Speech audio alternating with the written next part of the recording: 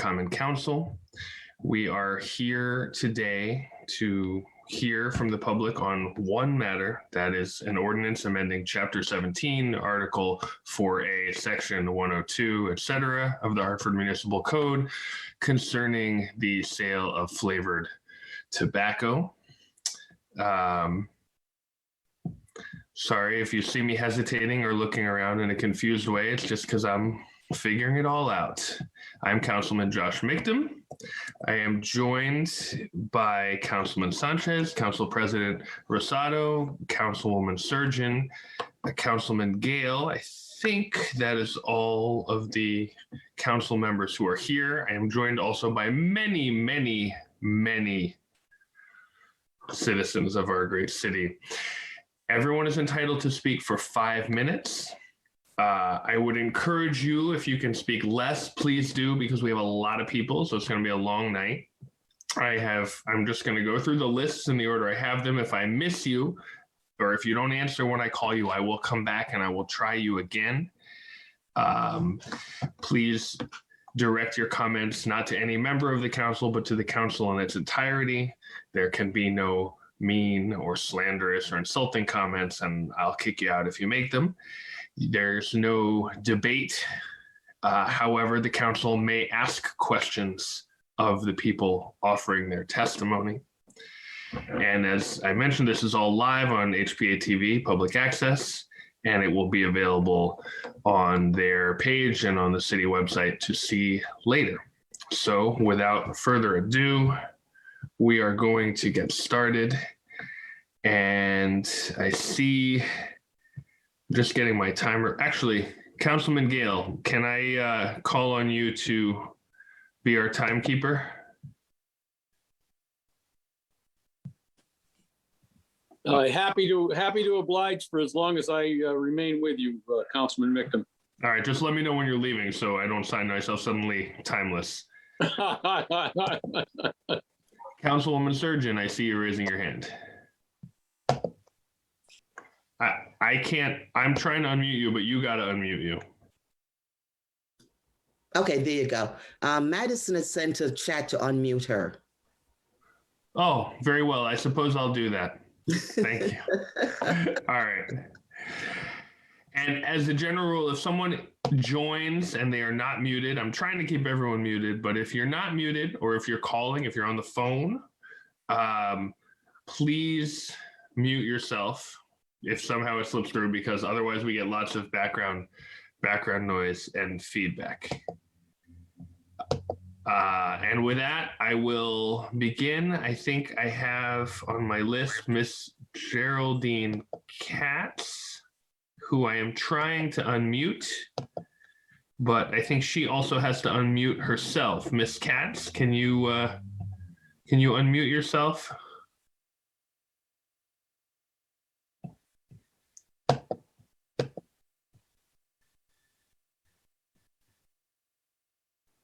Maybe. I see her here, but I can't unmute her.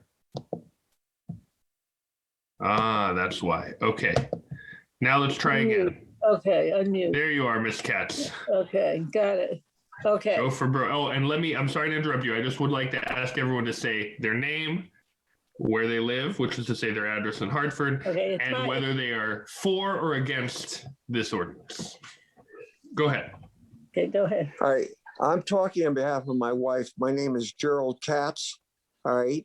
It's not Geraldine. She's my wife. And I'm against the ordinance. And if it's okay to start, I just want to start saying that I own a Shell Food Mart on 141 Willow Street, New Haven, Connecticut. I have had my store now for 40 years. I've been held up. I mean, there's a lot of good things about my store, but I've been probably held up more than any store in Connecticut by armed robbery 140 times, and probably even more than that. And I feel that with this new ban, it's probably now 141. All right. To me, it's a holdup.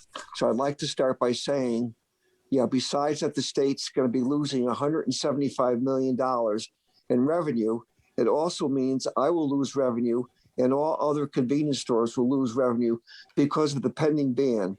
it could put many convenience stores out of business. Their employees would lose their jobs and hours of operation will be cut down. If I do $200,000 a year in cigarettes and the revenue of menthol sales is 40%, where am I going to come up with $80,000 of lost revenue?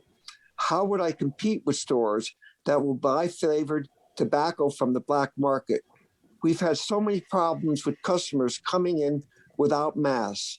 My employees are accosted for telling customers they have to leave the store for wearing no mask. If this law passes, it'll have more problems telling customers I have no flavored tobacco than the mask problem that I have. If I have to cut back hours at night just to survive, how is Mrs. Jones going to buy her Pampers at night for her child who desperately needs them, or Mr. Smith who needs baby formula desperately for his child, and also possibly children's Tylenol for a child who has running a temperature? When the governor closed the state down some months ago, he did not close down the convenience stores because he knew that the importance of their existence. I have always been a big donor in local charities in the area, but that will have to stop due to the new law on banning flavored cigarettes. Customers should have the right to choose what they want to buy within the law. I am not just thinking of me alone. I'm thinking of thousands of other convenience stores in the state. The pending law could make it impossible for me to make a living, and I'll be forced to cut down help in the store. That would also affect thousands of other workers in the state. The governor has put in his budget to legalize marijuana, which could have a more negative effect than the ban on flavored tobacco, or worse, to Connecticut residents. In the governor's budget, he's proposing sports betting, which could definitely have negative effects on compulsive gamblers who are struggling not to gamble. Now, if there's any questions, I'd be willing to answer them. Thank you for your time, and whatever questions you have, I'm available now. Thank you. Any questions from council? All right, thank you, Mr. Katz. I also just want to, forgot to say this at first, I want to remind everyone that this public hearing is being broadcast live on HPA-TV on Comcast Cable, Government Channel 96, and Frontier Cable TV, Government Channel 6032 statewide. It's also streamed live at hpatv.org and via the Roku TV, Apple TV, and Amazon TV apps, and it will be rebroadcast on HPA-TV and outlets and made available on the HPA-TV YouTube channel. So know that your likeness and image are out there in the world. Now, next on our list, I want to call on, I don't see him, but it could be a phone number, Ron Bailey. If you are here, speak now or hold your peace till later. Ron Bailey, unmute yourself and say hey. All right, we're going to move on down the line. We'll come back to you. Councilman Nixon, if I may, do you have anyone waiting in the waiting room to let? Just a few people who just popped up and I let them in. Okay, wonderful. Thank you. None of them were Ron Bailey, though. Now we are going to move on to Arslan Tanver. And forgive me if I'm not saying your name properly, but unmute yourself and speak up if you can. I'm looking for you here, but I don't see you. Arslan Tanver. All right, I'm going to come back to you as well. Moving on to Jumania Morel, who I believe is on the phone. Hello. Is that, I see Mildred Morel. Are you? Yes, that's me. Okay, go ahead. Thank you. Sorry. My name is Jumania Morel. I'm here as a store owner myself. I am also here on behalf of my family. We have a total of 8 stores in Hartford located within the North End and South End. We'll also have extended family and friends that have stores in New Haven, Waterbury, New Britain, Bridgeport, and Springfield, Massachusetts. Before the pandemic of COVID-19, we have a combined total of 34 employees, which has now been reduced to 18. If you pass this resolution, definitely there will be more layoff and we will be closing some of the stores. I can give you an example in Springfield, Massachusetts. A family member as well, had and friends, they have closed a total of 7 Sure. that I know of. And What was this for the University of Connecticut men's basketball game? in Hartford, this resolution will shut down many stores. It will be catastrophic for small businesses in the city of Hartford. The city of Hartford should be a place where people come and start a new business, not a place that shut down existing businesses. Businesses that pay taxes. Passing this ordinance will take this money from Hartford. You will be hurting the education system and many city services, adding a heavier burden than the one we have already because of the COVID-19 pandemic. As a store owner, we are doing our job. We ID everyone to make sure teens under 21 do not buy tobacco. We are in close contact with the community every day, a minimum of 18 hours a day. In just my store, I can speak that over 100 customers, I speak to over 100 customers a day.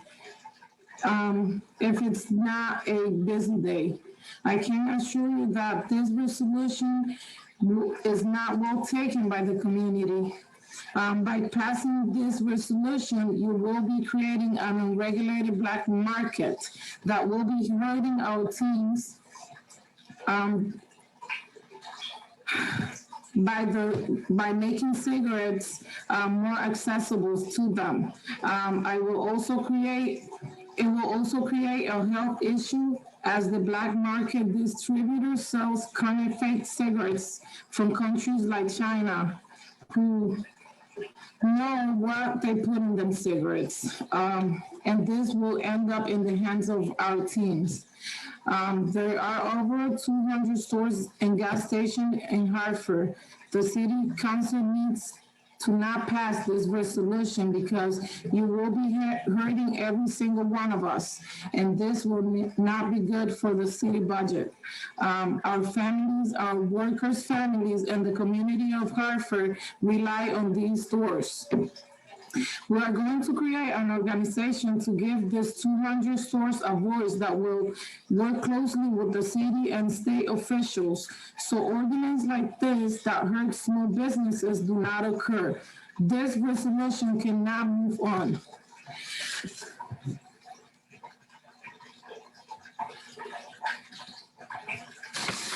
Thank you, Ms. Morell. Any questions from council? Okay, I see that Ron. I mean, I think I was clear enough of how much things like this will hurt us all. Fair enough. Thank you much for taking the time. I see now that Dr. Ron Bailey has joined us. So I had called your name before, but you weren't here yet. Ron Bailey, if you want to unmute yourself, you can. This is your moment. I see you there, Ron Bailey. But you have to be able to, you have to unmute. Yes, sir. I apologize. I hope that's better. There we go. Hi. Yes, well, thank you very much. I'm Ron Bailey. I'm a forensic psychiatrist by training, a clinical psychiatrist. I currently serve as the chief medical officer at Kedron Psychiatric Hospital in Los Angeles and assistant dean of clinical education at Charles R. Drew School of Medicine. I come in my capacity as the 113th president of the National Medical Association, a group responsible for addressing healthcare disparities in the African community and marginalized community overall to address the issue of the ban. Basically, in a nutshell, my comments are along the line of first and foremost, as a physician who spent 30 years taking care of patients with a variety of addiction disorders, I, as a physician, don't really support the issue of addiction in general. We think that there should be a great amount of education to address it and to think through ways to help patients, young and older, work through managing those concerns. I've worked out my career, in fact, to help people stop smoking, for example, using meds and other.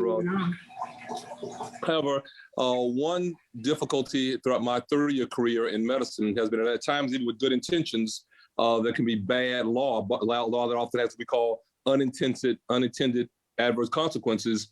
We've seen that so often in the Black community, in healthcare, everything from the war on drugs and things of that nature. And that seems to be the case, I think, here as well. The fear for an African psychiatrist in the forensic realm is that what will tend to happen, even with a law that intends to decrease persons from smoking, is that since menthol cigarettes are very often considered to be cigarettes that are much more likely to be chosen by African Americans, that the law enforcement will be hyper-utilized against Blacks and marginalized communities, Hispanics as well, very often poor people.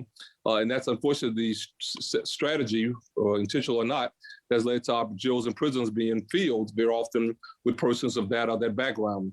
So as unfortunate as it is to speak against attempts that may have good intentions, I rise as a forensic psychiatrist, to say that this law as currently considered probably has more negative adverse consequences for the African community, I think, than positive consequences on the healthcare side.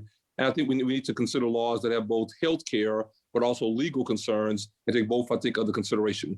In summary, I simply argue that I think that your counsel, as others, are to be commended for trying to find ways to improve the health of individuals. And I'd certainly like to work together with you in a pro-education mode to provide education that decreases, I think, bad choices of persons over time. Thank you very, very much. Thank you, Doctor. Any questions from council? All right, hearing none, I am going to move on to Richard Marianos, whom I see is here.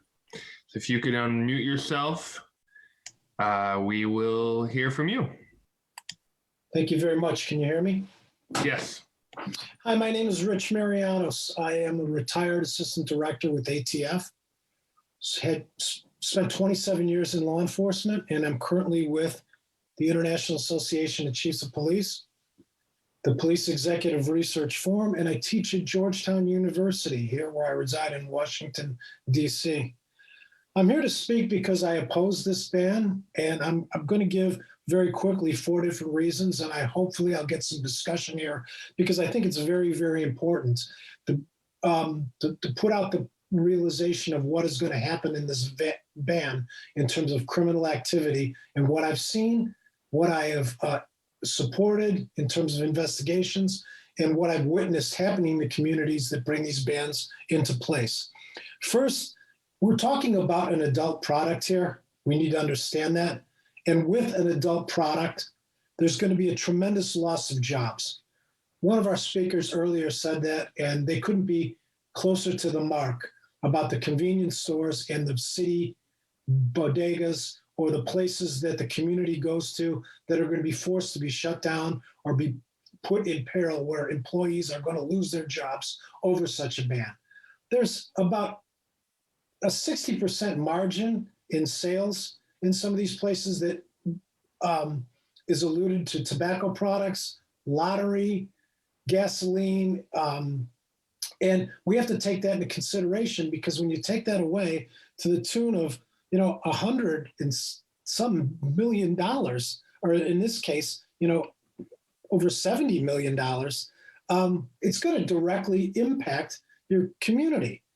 The second,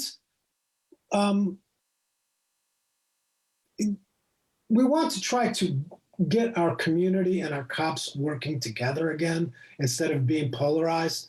And like the doctor talked before, I appreciate him mentioning that, Dr. Bailey, but from a police perspective, I'm not a doctor, but I'm going to talk as a cop. We don't need reasons for bad interaction with our citizens through an enforcement strategy designed to prevent the sale of menthol cigarettes or flavored products, because the illegal market is so robust in some of these places that I just looked at a study in Minnesota that it's over $200 million that they'll stand to lose in a year if they ban flavored products. That's money that's going to go to criminals that we don't want to see anymore. What we need to do is take the money from this adult product that's never been banned before, and let's put it towards things we need to rebuild: community police relationships, mental health relationships. Let's look at building community police academies, more work in concert with the clergy to try to establish things that have gotten so far away from us in police reform. Third, the financial revenue. I touched that. I'm not going to talk about it anymore. If your city has that much money to throw out the window that you could be putting towards providing your children meals, because many homes don't serve breakfast, don't serve lunch, and their basic best meal is being driven through the schools. Or if you can throw out money that's going to be used for books or computers or better education, it scares me that you would make a decision based upon the public quality of life of the public. Third, or finally, fourth, let's talk about this. It's a quality of life issue. When is public safety not part of your public health strategy?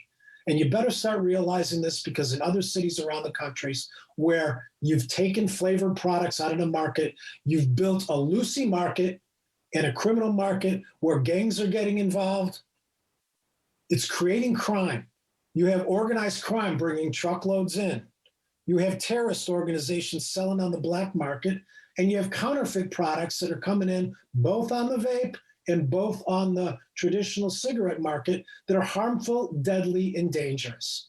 And you will hear from some people tonight that, oh, that's just a fallacy. I can give you examples where the Latin Kings, a street gang in New York, occupies floors on the projects just to sell loosey cigarettes, because they're selling them for $2 a piece. They're making $5,000 on the corners, these criminal organizations selling this kind of stuff. So if we have an adult product that has been in place for years and years, why would we want to take it out right now and push it to a position where it's going to hurt the community financially? Let's leave it in place. Let's put that money towards good use in terms of quality of life issues. And finally, if it's really an issue against Skittles and Captain Crunch and all these flavors that are really what our youth are using, let's be smart like Chicago does. I'm going to stop you there. That's time. All right. Sorry to jump in. But finish your thought, and then that's. My final thought is, some of the cities have been extremely progressive going after those flavor companies that are designed for kids. You can have both and be very successful.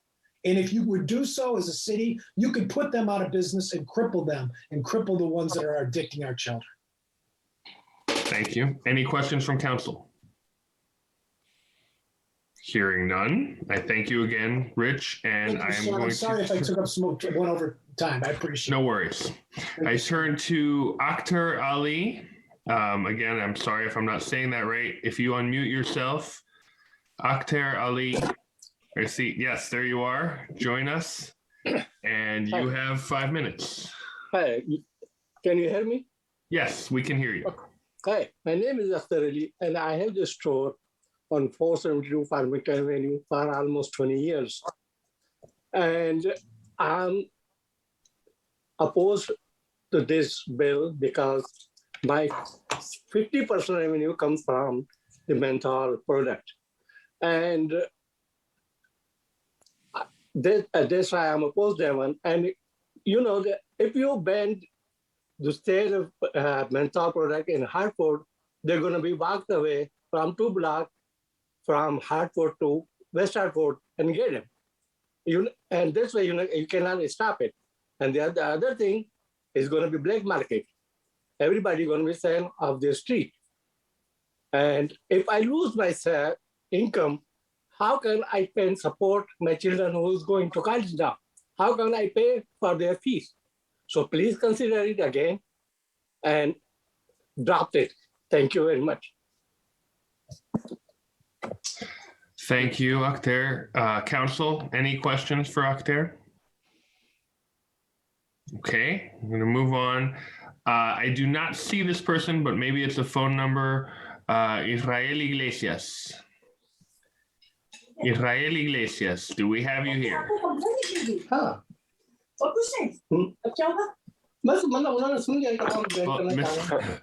Akhtar, look, hold on one sec. I need to mute.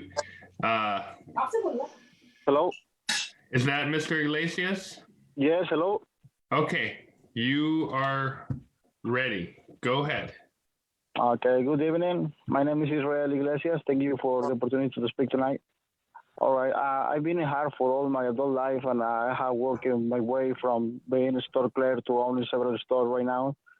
I interact with our community every day because in this business, there are no holidays, just hard work to keep a store running successfully.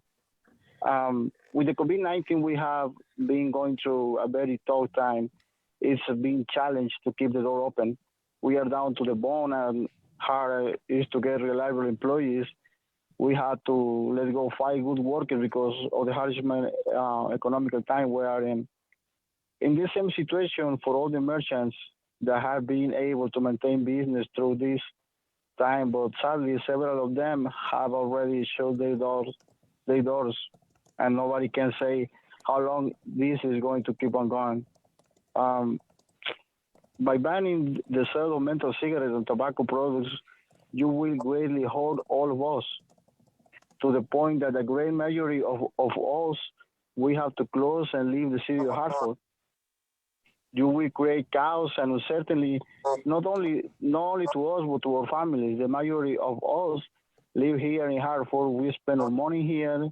We pay taxes here, vote here. You will also create a burden for the community that we serve, because with no grocery store close by, they will be obligated to leave the neighborhoods to buy 4 or 5 items that normally they would be purchasing in the corner store. You also cannot be blind to the fact that you're creating a black market and that cannot be regulated there. Not going to ask for ID or make sure that the tobacco is not sold to minors. It's ridiculous, the fact that right now in Connecticut, you want to regulate recreational marijuana to have a better control over its use, but you want to deregulate tobacco and create another underground market. Banning these sales, we do nothing to help. I urge all of us, all to oppose this measure and vote against. Thank you so much. Thank you, Israel. Any questions from council? All right, hearing none, I will ask you, Israel, to mute yourself again. And right. I have Lieutenant Paul Vance, I can see is in the room. And so. Yes, sir. You are up. Okay, thank you very much. I understand you've got a long list, so I'm going to be very brief. Having listened to the former ATF agent, I felt it was a lot of what I wanted to say he covered, but I did want to talk a little bit about the unintended consequences that come as a result of bans that a lot of people don't think about. And I'm talking from a Connecticut perspective. I spent 43 years in law enforcement in our state, and I have a pretty good foundation and knowledge of what happens in our communities all across Connecticut. If officials in Hartford decided a flavor ban was necessary, I recently spoke to a gentleman about this particular issue. The topic came up, and he said, don't they understand that it's an adult product? It's a product that's been legislated to be an adult product, just as alcohol is an adult product. This gentleman spoke of the fact that he owns a convenience store, and they check everyone's ID that comes in to buy cigarettes, except someone old like me with gray hair, but even though I don't smoke. But the fact of the matter is, he said, the sale of flavored cigarettes is about 30 or 40% of his business, okay? And by losing that, it would put him in harm's way financially and not be able to probably continue in that business. A lot of people don't realize that on Interstate 95 from the state of Florida all the way up to the state of Maine, okay, there's a smuggling operation that's in business, it's been in business, and ATF can confirm the numbers. They estimate it to be about a $10 billion smuggling operation of cigarettes and smoking materials on that pipeline. It's important to note that the fact that it's an adult product, that the convenience store operators do card these young people that go in and try and buy cigarettes. If they can't buy them in a store, they just like they buy alcohol otherwise. They get people to do it illegally and break the law. But the bigger problem is smugglers. When they go into a state such as, and I'll use Virginia as an example, you go into Virginia, if you buy a carton of cigarettes in Virginia, okay, and you pay $4.70 a pack, and they sell in New York City right now for $13 a pack. Okay, that's an amazing profit. If you buy a carton of cigarettes, which is 10 packs, the profit is $88. If you buy a case, which is 60 cartons, it's $5,280. And finally, if you get 800 cases, a truckload, if you will, your profit margin is $4.2 million. Now you say, what difference does that make? Well, here's the difference. The small convenience stores that are operating legally, buying and abiding by the law and checking IDs and all those proper things. And then there's the people that operate illegally and sell smuggled cigarettes, okay, either piecemeal, by the pack, by half a pack, all right, and no one gains benefit. The state of Connecticut gets no tax income. And certainly the problem that exists, according to this gentleman, is these folks will leave the city, go across the town line to the next city, or across the state line to the next state and get their product. And they'll buy their product. And they'll also buy the bread, the milk, and the other things that they were going to buy from the convenience store itself. You know, a lot of people don't think that these things occur in the state of Connecticut, but I can tell you unequivocally, within the last 6 months, up in the northwest section of Connecticut, there's video of 3 burglars breaking into a convenience store, smashing the glass, going right by the cash register, not even touching the cash register, opening up garbage bags and stealing as many cigarettes as they possibly could, cartons, loose ones, and what have you, as much as they could carry. And where do you think those end up? Those end up on the street. Those end up in gangs' possession, and they sell them smuggled to illegal or improper convenience stores. They try and force the legal convenience stores to buy them so that they can compete with the people that are selling smuggled cigarettes. It's a crying shame that the gangs and the criminal element make money off of bans that occur. Those are unintended consequences. One last thing that I would like to harp on, and it was during my career, I spent a lot of time in the high schools and the schools. Education about smoking, I think, is deficient in the state of Connecticut. It's just my opinion. And I think that it's necessary for education to be presented to the youth in our state, presented so that they can understand the dangers of nicotine, the dangers of smoking, and the unintended consequences of things that can happen. It's not sexy, it's not funny, it's a dangerous situation. I would strongly, strongly encourage that this be defeated and not passed in the city of Hartford. Thank you, Lieutenant Vance. You were just barely over time. Well done. Any questions from council? Hearing none, I will ask you to mute yourself, and I will call on Harsh Patel, who I know is here. Unmute yourself, Harsh, and it will be your turn to address the council. Harsh Patel. There's Harsh. Go ahead. You have the floor. Perfect. Thank you. Hi, good evening. Thank you for your time. So I just wanted to speak up against this ban for flavored products. So some of the key points that I want to go over, as mentioned by some of the speakers before me, is that I believe that we all as convenience store owners want to keep tobacco products away from children. That is not our goal. But given that a tobacco product is an legal adult product, we should approach this in a more surgical manner than a nuclear manner by doing an overall ban on all flavored products. So right now, I believe the state of Connecticut has a 90% compliance rate with convenience stores in terms of selling to legal adults that are over the age of 21. Now, instead of doing an overall ban on flavored products, which in turn will create a black market and fine convenience stores that disobey this ordinance in Hartford, we should be actually going after stores that illegally sell it and concentrating more on education to the children of what tobacco products do and how to keep it away from them. Listen, we're in the 21st century. If there's a demand for a product, especially children who I believe are very smart these days, will find a way of getting these products one way or another, whether it's from a black market, which makes it more dangerous for them, or other means. Now, in terms of revenue loss, I 100% am on the same boat as other convenience store owners. I believe menthol cigarettes, well, overall, speaking for my convenience store, the revenue generated from cigarettes is about, I want like 50% at one of my locations, right? Of that 50% of it is menthol products. So now when we look at margins and profitability, we have a number that we need to hit in order to have all our expenses made. And anything above that is profit margin. Now, if all of a sudden I'm taking away 25% of my revenue, that destroys my business.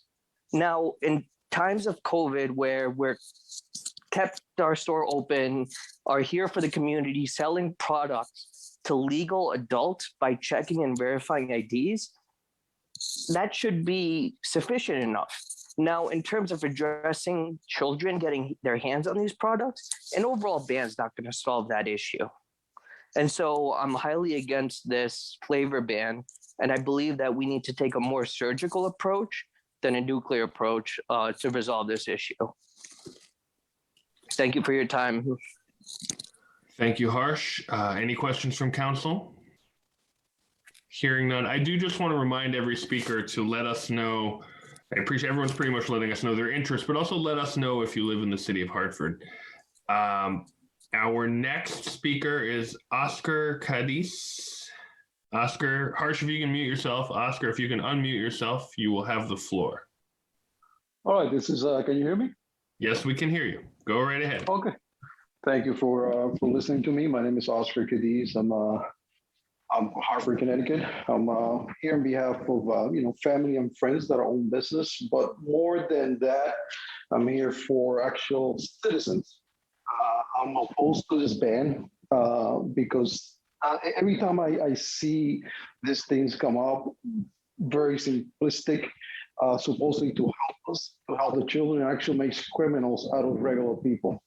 I am tired of seeing laws like this passed, and all it does is take choices away from people, in this case, minorities.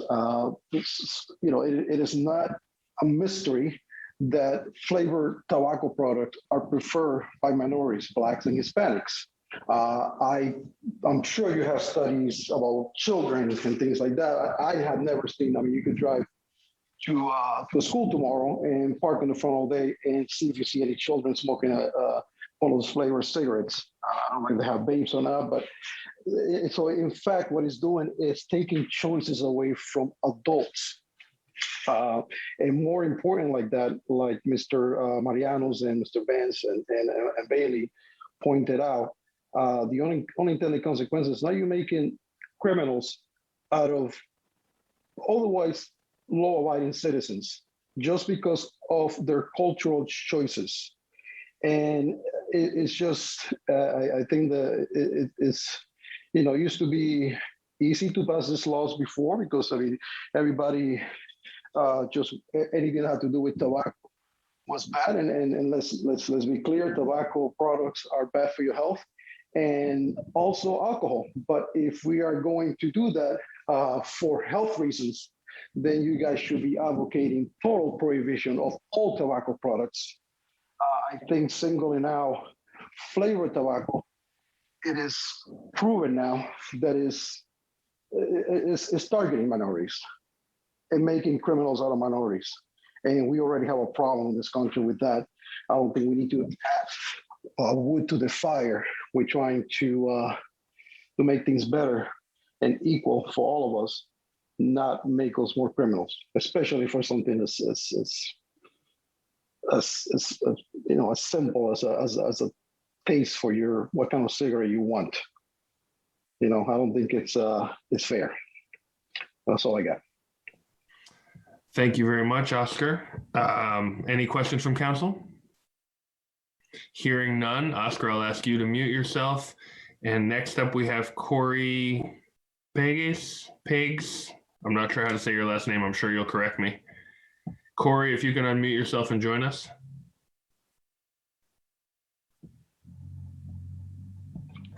Corey, I know you're here. Can you hear me? Yes, we hear you. You have the floor. You see me? We see only your name, but we hear your voice, which is the most important part. So go ahead. Okay, so listen, so I'm calling, I'm a national speaker for LEAP, Law Enforcement Action Partnership. And I'm also a member of the National Coalition of Justice Practitioners. And I stand by what Marianos said. I oppose it because I was a 21-year veteran of the New York City Police Department. I was an executive in the New York City Police Department the latter years of my career, maybe the last 10 years.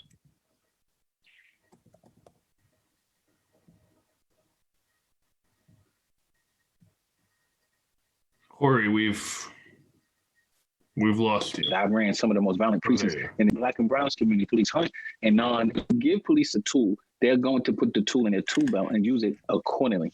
When you look at just marijuana, like in the city of New York, 33% of minorities, Black people smoke marijuana, 33% of Hispanics, and 3% of whites smoke marijuana. But 95% of people getting arrested for marijuana are Black and brown people. So again, we want to make sure that we're not, especially with criminal justice reform, people talking about criminal justice reform all over America, and they're trying to bridge the gap between the Black and brown community and the police. Why would you want to enact a law that's going to have more engagement in the Black and brown community? I'm telling you, as an executive, a former executive in the New York City Police Department, and an advocate, a law enforcement expert, I can promise you, if you do this, you will open up the gates for people, for police officers to have more engagements with the Black and brown community, which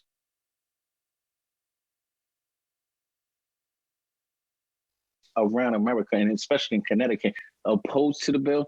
And of course, with marijuana on the legislation, as a matter of fact, the governor of New York just put a press conference out today, a press release. He's about to legalize marijuana. And I know Connecticut is down the pipe. I mean, it's going to happen. 13 states already legalized with marijuana. The money and the revenue that's coming in is phenomenal.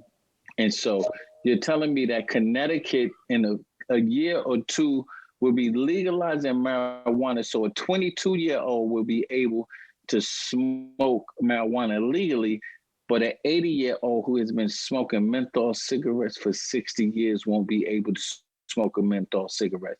It's something for the legislators to really take a hard look at. A menthol ban, like Rob Mariano said, for an adult that's 21 years and older and it's regulated, you can't tell a 21-year-old what to do. And if there's an addiction, there's only 3 ways to get out of an addiction: treatment, counseling, and education. Not arresting people, which is going to happen if police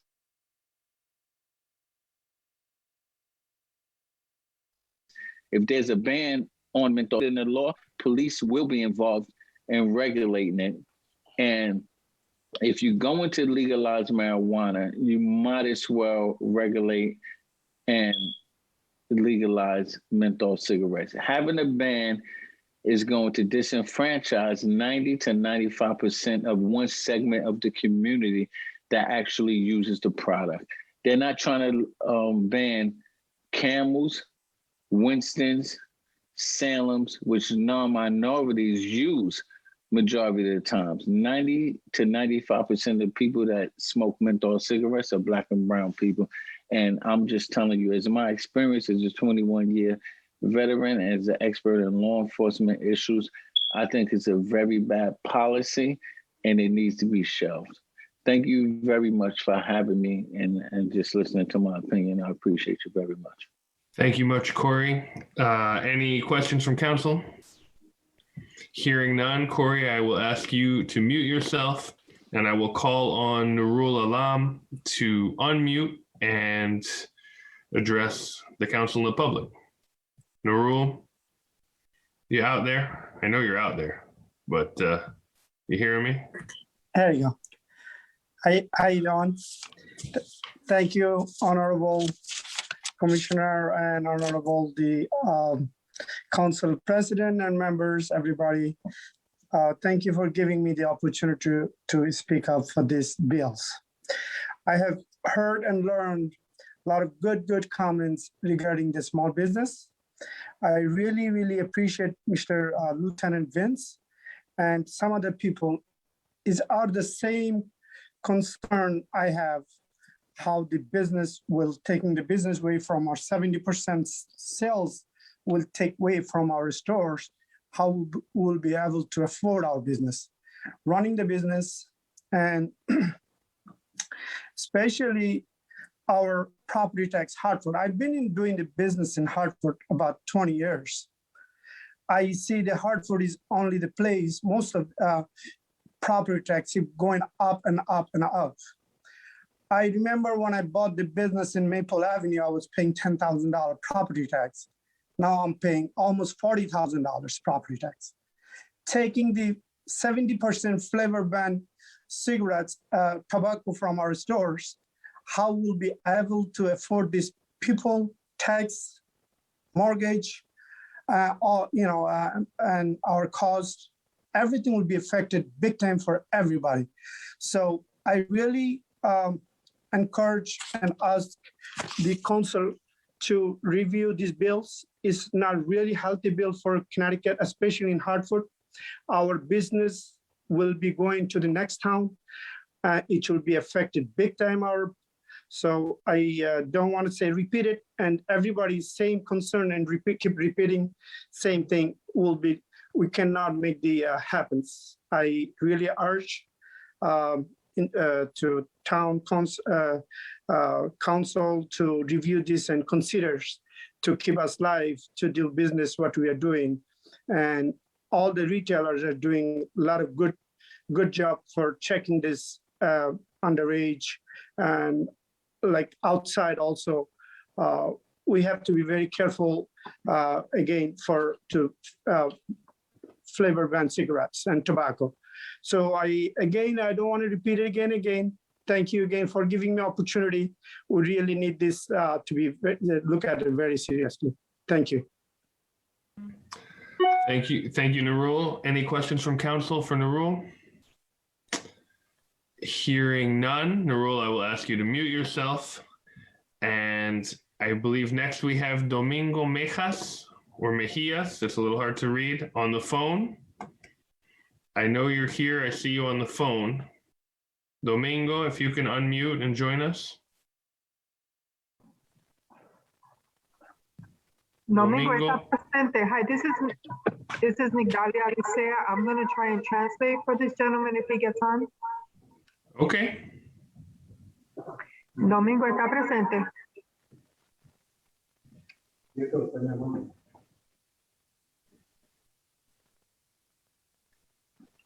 Habrá que decirle que saque el teléfono de mute también para que lo podamos oír.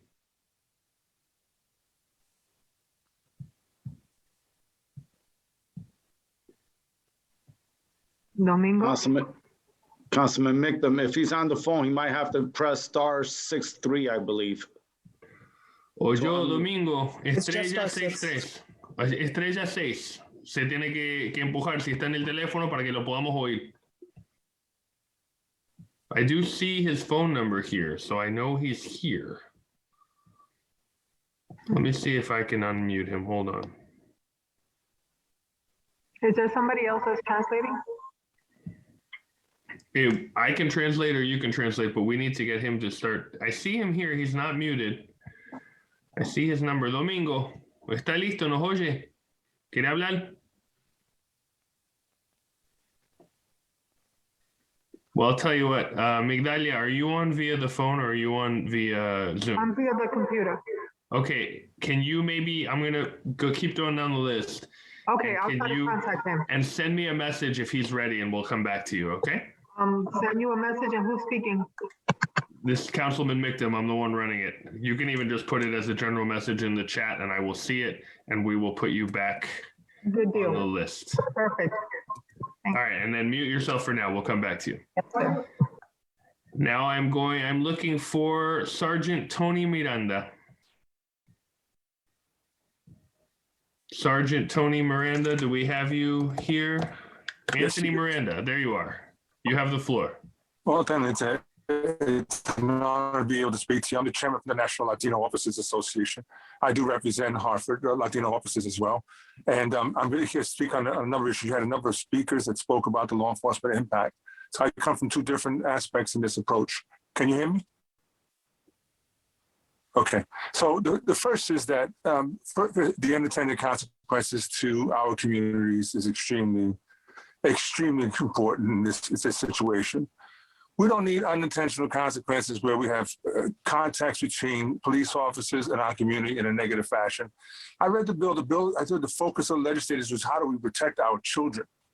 This bill doesn't reach that goal. We have better opportunities to teach our children how to stop smoking or not start smoking.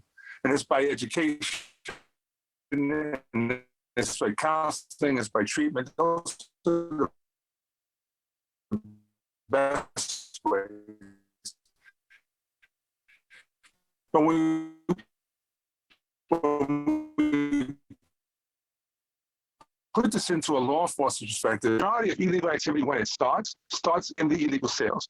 Then when they other communities where you start getting the cars and the trucks and the truckers and shopping areas, and they start selling these things out the back of the car. Now, when you see a police officer observes this and the community observes it, they see it as possibly a drug sale, right? There's no distinction once officers are responding, whether it's drugs or cigarettes. They're going to respond with the necessary protections to make sure, assuming that it is illegal, assuming that it's something more dangerous, and then they're going to have these encounters.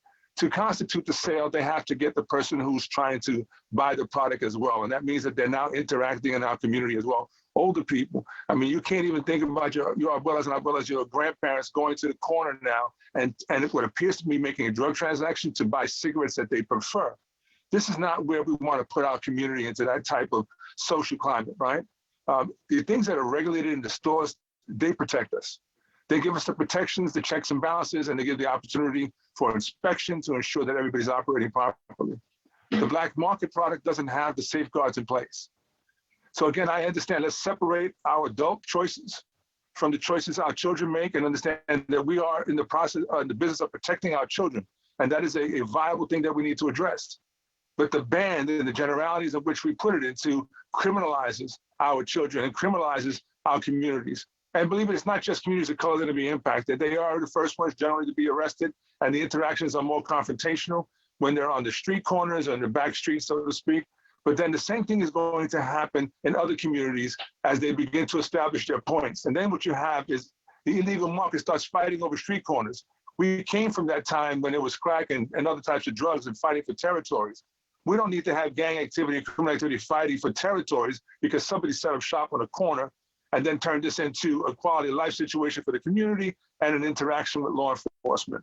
It takes away viable law enforcement resources towards something that does not currently happening in our communities, and we're creating it now.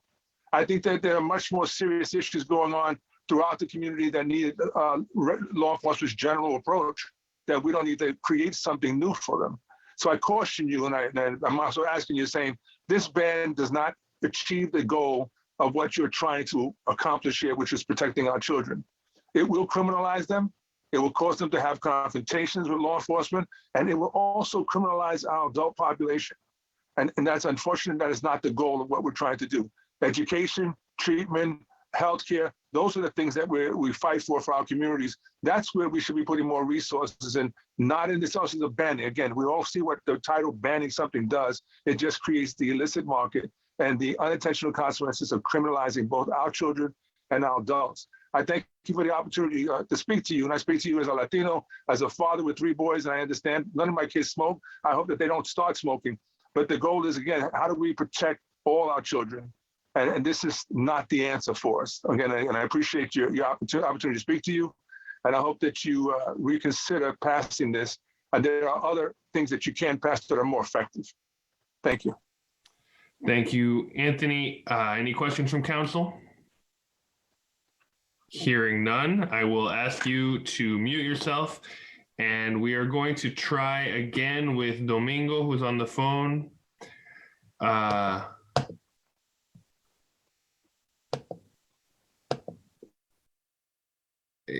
Domingo, ponga, ahí estamos.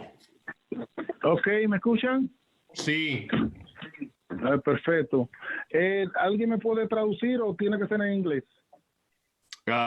Un momentico. Migdalia, que iba a traducir. ¿Va a traducir usted? Con mucho gusto, Domingo. Con mucho gusto.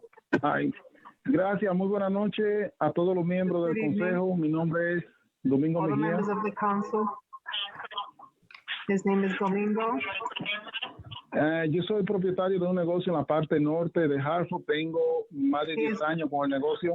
Suave. He is a store owner in the north end of Hartford. He's been an owner for over 10 years.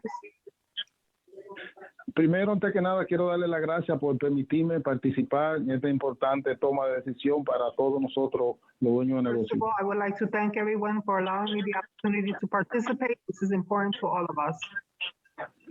Como comerciante de esta ciudad, es bien sabido y todos lo estamos viviendo día a día debido hold on. al tiempo difícil en que estamos. As a store owner in this town, we see day to day the difficulties that we are having and we are living in this time. Tenemos que hacer un gran sacrificio para mantener nuestra familia, nuestro trabajo en día interminable de negocio. We have to do it is a great sacrifice for us to work and try to maintain our families during this time, in this business. La propuesta de eliminar la venta de cigarrillos, mentol y sabores The proposal nos to eliminate obliga menthol cigarettes with flavors would obligate us después de nosotros haber reducido horas de trabajo y reducido personal con la pandemia en el momento que estamos, nos está after obligando already having prácticamente a cerrar los reduced negocios. personnel and hours of employment. No oí la última parte. Ve por parte. Domingo. No nos obligará prácticamente a cerrar los negocios. We will be practically obligated to close our businesses. Yo le pido, por favor, al concejal que cuando vayan a tomar una... I will ask the council to please, when they are considering making a decision, go ahead, Domingo. que podrían afectar, que lo piensen bien porque pueden afectar a una parte productiva importante de la comunidad como somos los pequeños negocios, bodegueros y todo el que se desempeñe en esta área. So to please think about it carefully because it's going to affect all of our small business owners and all the other people in our area. Además, le pueden hacer daño a la parte básica de nuestra comunidad. Que piensen en nosotros, los pequeños comerciantes, por favor. It can also do damage to other parts of our community. To please think about us, our small business owners in our community. Por lo tanto, y es un área que está sumamente obligada, le pedimos que cuando tomen decisión, que por favor no piensen solo en nosotros como pagadores de contribuciones, como en tiempo de elecciones. Necesitamos, por favor, que esta resolución no pase para nosotros poder continuar con nuestra precaria vida y nuestro difícil negocio. Sorry. Well, he said, us as small business owners don't want you to think of us only during election time.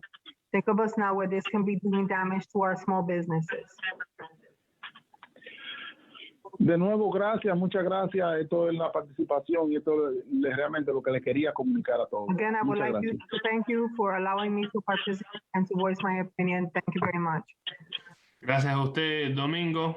Thank you, Domingo. Any questions from the council for Mr. Mejias? Thank Hearing- you, through you, Chair. I really don't have a question. Domingo, soy la presidenta del Concilio de la Ciudad de Hartford y te quiero dar las gracias por tomar el tiempo, ya que yo sé que todos pequeños negocios pues siempre están bien ocupados, pero te quería dar las gracias y te quiero comunicar que yo, como presidenta del Concilio, no acepto esta resolución, voy a votar en contra. Y estaba hablando con muchos comerciantes. Yo sé que ustedes están pasando por un nivel de estrés por esta pandemia, con muchas cosas, y quisiera pues que esta no sea otra causante, ¿ok? Ok, muchas gracias, muchas gracias. Te lo agradezco. Okay. Adiós. Council President, do you want to say that again in English? I can also do it if you want. Yes. I'm happy. I was paying attention if you want me to give the English version. Yes, I was just telling Mr. Domingo that I do appreciate him taking the time to address council. I know that the small business owners are going through a lot of stress through this pandemic, and that I am personally not supporting this resolution, and that we do not want to create any more stress to our small business owners. Thank you. Okay, thank you, Council President. I am going to, any other questions from council for Mr. Mejias? Okay, I am going to move on to Jacqueline Santiago, who I know is here, so Yes. And there you are. Go ahead. thank you, Council, and thank you, everyone, for taking the time to listen to us today. I am here to just speak on behalf of the voices of young Black and Brown children in the community. As the CEO of Compass Youth Collaborative, I can tell you that there are many instances where our youth are lured to e-cigarettes and flavors and such as mints or candies or chocolate, any of those things, because it's attractive to them. It's purposely aimed to entice them. It has, they've probably seen friends and family members that are also, that have also been using, and they are being billed as being less harmful than any other forms of tobacco and other cigarettes. And to me, that's a travesty to the youth in our community who are already facing difficulties with coping mechanisms, not enough mental health services, not enough services and resources for them. And I asked the council, if we are placing money and businesses, which I totally understand, as a priority, then what are we doing to make sure that our youth are also healthy? Think about the impacts that e-cigarettes have on health for these young people, and how much it'll cost us on the back end when people are facing health bills and even death in some certain in other instances, and we have to pay for that. And what do we pay for as a community of unhealthy youth that we're bringing up? So to me, I understand that this is a very difficult situation, and I also struggle with the resources and what's in place for the youth and those other hidden costs that we do not see now, but we'll see in the future, not only to our economics, but to the well-being of our community. Thank you, Jackie. Any questions from the council for Ms. Santiago? All right, Jackie, I'm going to ask you to mute yourself. And now I'm going to call on Rafael Davila by phone. Rafael Davila. Okay, we will come back. Next, I have also on the phone, Felix Tejada.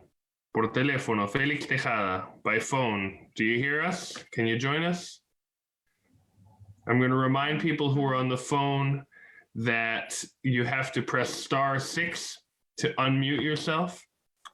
Recuerdo a los que solo están por teléfono que para que les oigamos tienen que poner *6. So, we had somebody who's there.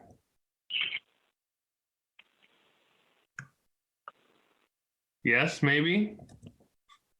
Rafael Davila or Felix Tejada? Okay, I'm going to keep moving down the list. Cristobal Jiminian. *6 if you're on the telephone to be heard. Estrella y 6 si está por teléfono para que le oigamos. Hello, Yes, who's that? Cristobal Jimenez. Okay, you have the floor. Excellent. First, I want to say thank you very much for giving me the opportunity to speak. I wanted to let you all know that my father was one of the first Dominicans to open a grocery store on Park Street, 1978. That's 43 years ago, and I still own that same store today. That store, my father took good care of all of us.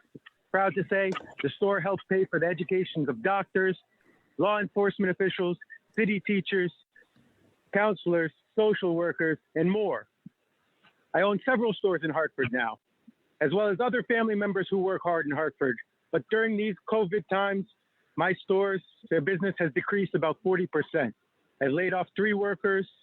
If you pass this resolution, I'm feared that I'm going to lay off more. This isn't good for Hartford. This is the worst thing that could possibly happen for Hartford. My father was proud that Hartford gave him the opportunity to open these stores. We shouldn't be trying to hurt businesses in Hartford. We should be trying to help them. And that's all this is going to do is hurt more. Please see to it that this resolution is not passed. We want to keep our businesses here in Hartford. We don't want to have to move somewhere else. Hartford's hurt enough. Thank you. Thank you, Mr. Jimenez. Sorry, I got your name wrong. I had it written funny on my list. Any questions from the council for Mr. Jimenez? Hearing none, I actually have Jose Jimenez also at the same phone number. I don't know if he wants to add something. Cristobal, do you have Jose there? No, he's not here. Okay, then I am going to move on to Jennifer Speck, who I believe is with us by Zoom. So if she can unmute. Here. Hello, can you hear me? Yes, can you give me just 1 minute? I just need to mute the other person. Okay, Ms. Speck, you have the floor. I am totally in agreement with Miranda with the unintended banning of cigarettes. It's just like Eric Gardner sold a Lucy and lost his life behind it. So I really hope that you guys oppose this because it is very dangerous for you guys not to. That's all I would like to say. Thank you. Thank you, Ms. Speck. Any questions from council for Ms. Speck? Okay, hearing none, I will move on down my list. Give me just a moment. It's a long list. I have Marielis Jimenez, who's at the same phone number as the other Jimenez's. Now would be the moment to speak up.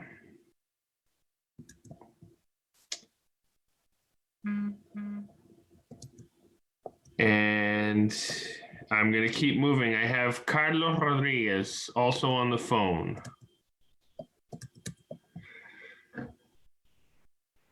I will remind people, if you're on the phone, for us to hear you, you have to hit *6. Si están por teléfono, para que nosotros les oigamos, tienen que tocar estrella y 6. So, Carlos Rodriguez.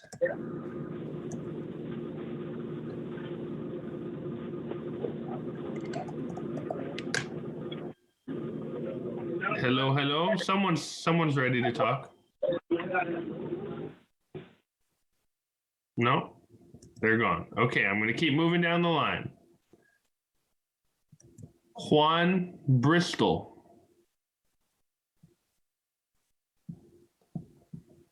Remember, you have to hit *6 for us to hear you. Hello? Estoy en línea. ¿Aló? Sí, le oímos. ¿Quién es? Juan Brito le habla. Juan Brito, pues hable. Usted tiene 5 minutos, dele. ¿Necesita traducción? Sí, por favor. Ok, le voy a pedir que hable despacio para que me dé un tiempo para traducir, ¿ok? No hay problema. Adelante. Buenas noches, honorable consejo. Good evening, honorable council.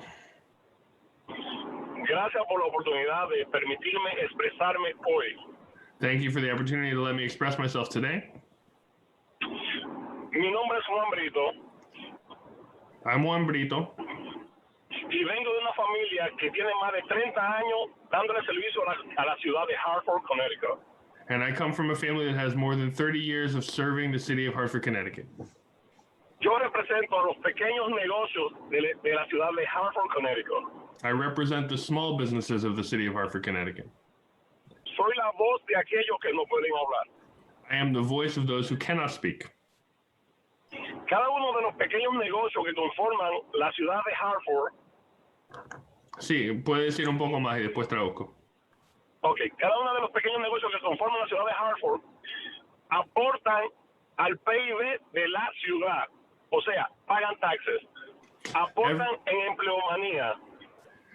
Every one of the businesses that works in Hartford adds to the tax rolls and adds to the employment of the city. En esta pandemia hemos sido la parte que siempre hemos estado ahí presente para darle servicio a nuestra comunidad. During this pandemic, we have been the sector that has always been there and present to serve our community. También somos héroes porque hemos estado en primera fila. We're also heroes because we have been the ones who are on the front line. Aunque muchos concejales no se han dado cuenta del factor que nosotros producimos en la ciudad. Even though many council members have not realized the factor, the impact that we have in the city. Porque quizás no caminan las calles de Hartford y ven lo que hacen los pequeños negocios por la gente de Hartford. Because maybe they don't walk the streets of Hartford and see what the small businesses do for the people of Hartford. Muchos homeless en Hartford que necesitan comida, la primera puerta que tocan son las pequeñas bodegas. Many people, when they need food in Hartford, the first door that they turn to are the little bodegas. Y nosotros estamos ahí para apoyarlos. And we're there to support them. Nosotros queremos que también ustedes nos apoyen a nosotros, porque esta medida lo que va a hacer es ilegalidad a lo legal. When we need you, the council, to support us, because what this measure is going to do is criminalize what had been legal. Hoy en día, nosotros pagamos taxes por esos tabacos que tienen sabores y esos cigarrillos al estado de Connecticut. We already pay taxes on flavored cigarettes and tobacco products to the state of Connecticut. ¿Qué pasaría mañana si esa ordenanza entra en valor y se suspende la venta de ese tipo de tabaco? What would happen tomorrow if this ordinance were passed and suddenly the sale of that kind of tobacco was suspended? Habría muchas personas que se harían de dinero sin pagar taxes y sin importarle la ciudad de Hartford. There would be lots of people who would make money without paying taxes and without concerning themselves with the city of Hartford. Nosotros queremos que, por favor, we ask that please, por favor, piensen en cada uno de esos dueños de negocio que tienen familia y aportan a la comunidad.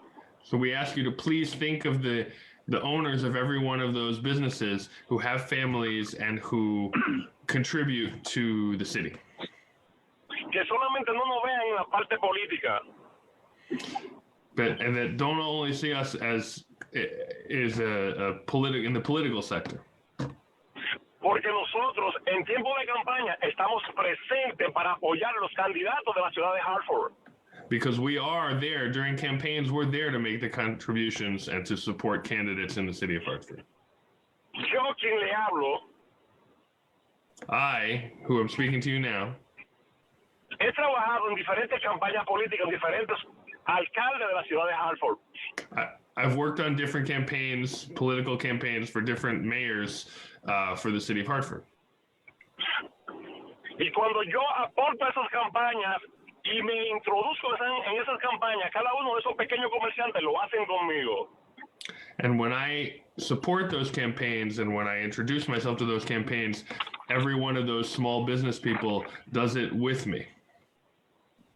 Nosotros también queremos que Hartford sea grande de nuevo. We also want Hartford to be great again. Y ahí lo voy a parar porque se le acabó el tiempo. I'm stopping him because that's time. Muchas gracias a todos. He says thanks to all, and I ask now if there's anyone on council who would like to ask a question of this gentleman. Hearing none. Le pido que cuelgo, que lo ponga en mute para que pasemos a la próxima persona. Vicente Cruz. Is Vicente Cruz on the line? You have to hit *6. Tiene que empujar estrella y 6 para que lo oigamos.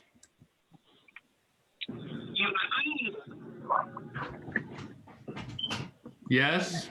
Is that Mr. Cruz? No. Oh, okay.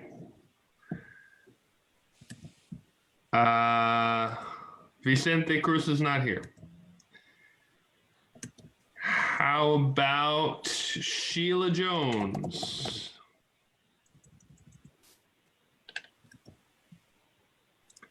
Sheila Jones on Zoom, you want to unmute yourself and join us? No. We're going to keep on moving down the line. Sohail Chowdhury. Sohail Chowdhury, I see you're here. Hi, can you hear me? Yes, go ahead. You have the floor. Great.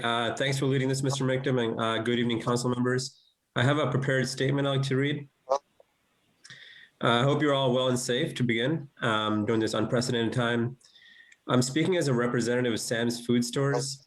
We have about 8 locations doing business and contributing tax revenue to the city of Hartford. We, as a member of the Hartford community, have serious concerns regarding the proposed tobacco flavor ban ordinance. This ordinance will not stop smoking habits of Hartford residents because residents will simply just drive to neighboring towns to purchase their smoking needs. The outsourcing of consumer options will drive down property values in Hartford because people who go to the neighboring towns for their smoking needs will buy milk, bread, gasoline, etc. The ordinance will force small businesses to move into neighboring towns. The city is not thriving presently, and this will be a blow to Hartford's reputation as anti-business within the state of Connecticut. Small businesses are the backbone of any city's economy. If you as a council will not support small businesses, how can there be an healthy economy within the city? By passing this ordinance, you will invite a black market into the city of Hartford. Criminals like trunk slammers will come from neighboring towns and create an illicit market. Presently, we have, as regulated and licensed retailers, sell products which pay taxes, provide services to the community. We help keep these products out of the hands of minors by vigorously checking IDs to ensure every tobacco product is sold to minors is properly sold with IDs. When a black market develops, it invites all other problems associated with an illicit market. This includes violent crime and unregulated sale of tobacco products to minors, which no one will be able to control. To control the societal problems this ordinance will create that are going to be planned consequences, there will be an increased pressure on the Hartford Police Department. Law enforcement will be adversely impacted as well. I just want to finish up by saying the coronavirus pandemic has heavily impacted small businesses owners, especially convenience store and gas stations. And this ordinance, if passed, will deal another economic blow to these business owners. These businesses will likely reduce staffing and therefore increasing unemployment claims, as this ordinance is projected to decrease business revenue by an average of 40%. Business owners, employees, and residents of the city of Hartford will be adversely impacted. So, I personally strongly reject this ordinance as a part of a community that creates jobs, and we are a responsible member of the community. And, overall, the intentions, I think, are to reduce youth smoking, but this ordinance totally is, although intentions are great, in the real world, it's actually going to have numerous adverse impacts. So thank you for considering our opinion and your time. Thank you. If you have any questions, I can take them now. Thank you, Sohail. Any questions from the council? All right, hearing none, I thank you again, and I'll ask you to mute yourself so we can get to the next person. The next person is Gladys Reyes on the phone. I see you there. If you want to speak up, Ms. Reyes, Gladys Reyes, maybe you have to hit *6. Tal vez tenga que empujar estrella y 6 para que la oigamos. Gladys Reyes, I see you there. But you have to unmute yourself. Hello. Ms. Reyes, yes, you have the floor. Sí, sí. Buenas noches, miembro de este concilio. Me dirijo a... Sí. Good evening, members of the council. Me dirijo a ustedes con la buena voluntad para pedirle que... Adelante, un poco. Para pedirle que reconozcan lo mal que le están haciendo a los negocios con quitar el producto el cigarrillo mentol y todos los cigarros. I ask you, council, un momentico. I ask you, council, to consider with goodwill the harm that you are doing to small businesses by banning menthol and other tobacco products. Por eso es que los pymes pequeños se mantienen. That's what these businesses really depend on. Y si eso pasaría, mi negocio aquí, ya yo tengo desde 2008 que estoy en mi negocio, la mayoría más de productos que yo vendo en mi negocio es más el producto de tabaco y los cigarrillos mentol. Y si algo así... That is one of the majority of products that I sell in my business are tobacco products and menthol products. Y si algo así pasara, que quitaran esos productos, yo tendría que cerrar mi negocio. And if something happened to take away that product, I would have to close my business. And I gotta go away to some other place like this or somewhere else.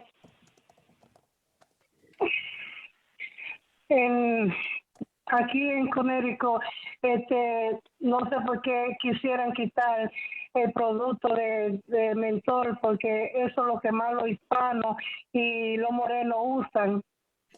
I don't know why here in Connecticut they want to ban menthol, because that is what Hispanic and Black customers most use. Esos son los únicos más costumos que yo tengo en mi trabajo, en mi negocio, y si eso lo quitan, tendría que cerrar la puerta. And those are the main customers, and if that's taken away, will have a great impact. Y también quería decirle que aquí ahora con esta pandemia, si quitan eso, nosotros seríamos los más afectados. And I also want to add that with this pandemic, if they take away that, our businesses would be the ones most affected. Eso es todo lo que yo quería decir. Gracias. And that's all I wanted to say. And thank you. Gracias a usted. Any questions from council for Ms. Reyes? No, eso es todo. Gracias. Hearing none. Bueno, apague el teléfono suyo. And I will move on to the next person, which is Roshan Sanders. I see you are here. Roshan, can you unmute?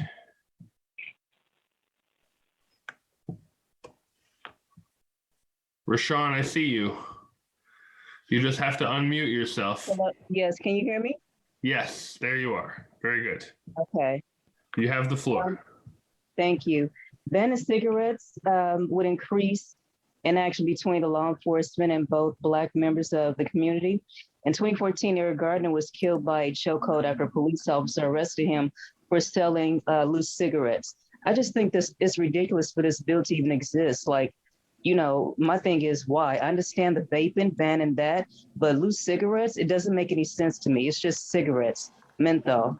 That's all I have to say. I just want to voice my opinion. Thank you.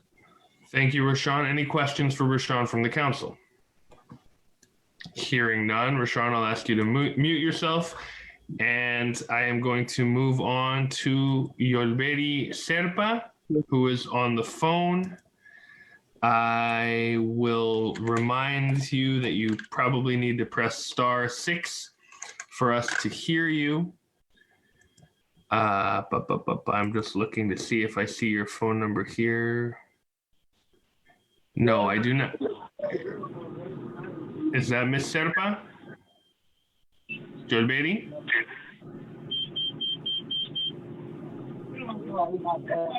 Hello, hello. Aló, buenas. ¿Quién habla? Raymond Bautista es mi nombre. Ok, adelante, tiene 5 minutos. ¿Necesita traducción? Sí, por favor. Ok, pues cada cuánto tiene que detenerse para que yo tenga tiempo para traducir. Okay, adelante. Gracias.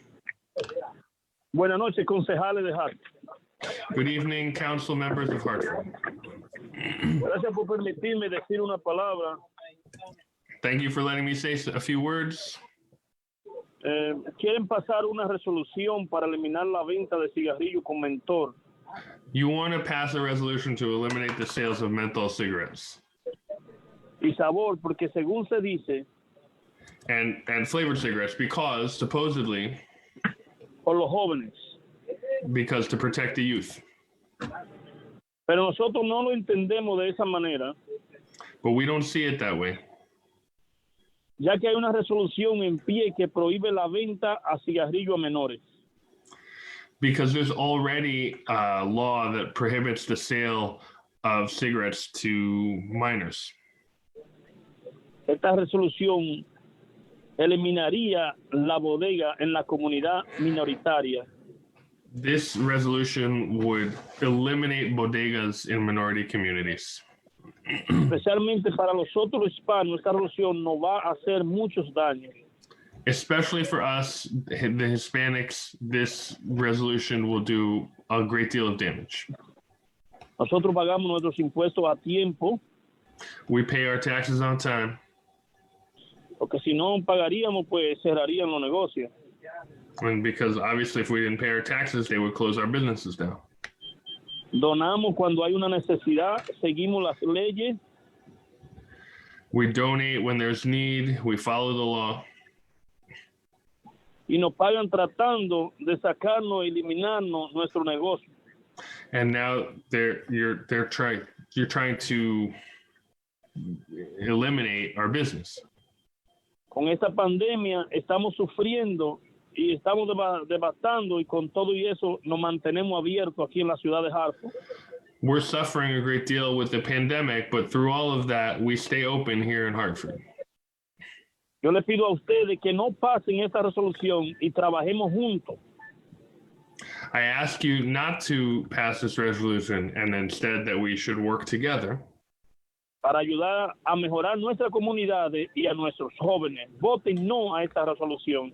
to help to improve our communities and our youth. Please vote no for this resolution. Muchas gracias. Yo estoy aquí desde hace 12 años trabajando por la comunidad de Hartford. Thank you. I've been here for 12 years working for the Hartford community. Gracias a Doy usted. testimonio. Y doy testimonio.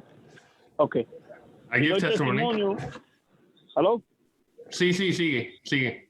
Ok, y doy testimonio que he ayudado una inmensidad de jóvenes y gente y que siempre he aportado lo mejor de mí para que sea una mejor comunidad.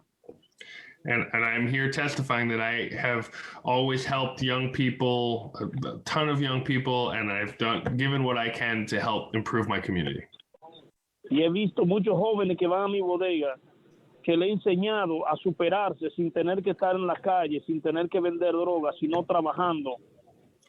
And I've seen a lot of young people who have come to my bodega, and I have helped them and steer them away from selling drugs or being in the streets by working for me in my bodega. Yo le he dicho, yo nunca he andado en la calle, nunca he vendido droga, siempre he trabajado y estoy bien, pago mis impuestos y mantengo y sostengo mi familia. Ustedes pueden hacerlo también. And I give the example to them. I tell them I've never run the streets, I've never sold drugs, and I keep my business, I pay my taxes, and I support my family, and you can do the same thing. Le doy gracias a esta comunidad que me ha acogido y gracias le doy a Dios, nunca he hecho nada malo, nunca he ido preso, siempre he pagado mis impuestos y he tratado de dar lo mejor de mí para esta comunidad, echarla para adelante. And I give thanks to this community that has taken me in, and I've never had to do anything wrong. I've never had to do crimes or sell drugs. I've just been able to contribute, and my goal is to keep doing that and to move forward. Construyo el voto, he votado la veces que me he tocado, voy y alzo mi voz. And I've voted whenever I've been able to vote, and I've gone out and I've raised my voice. Y le voy a interrumpir porque ha llegado el tiempo. Muchas gracias, muchas gracias.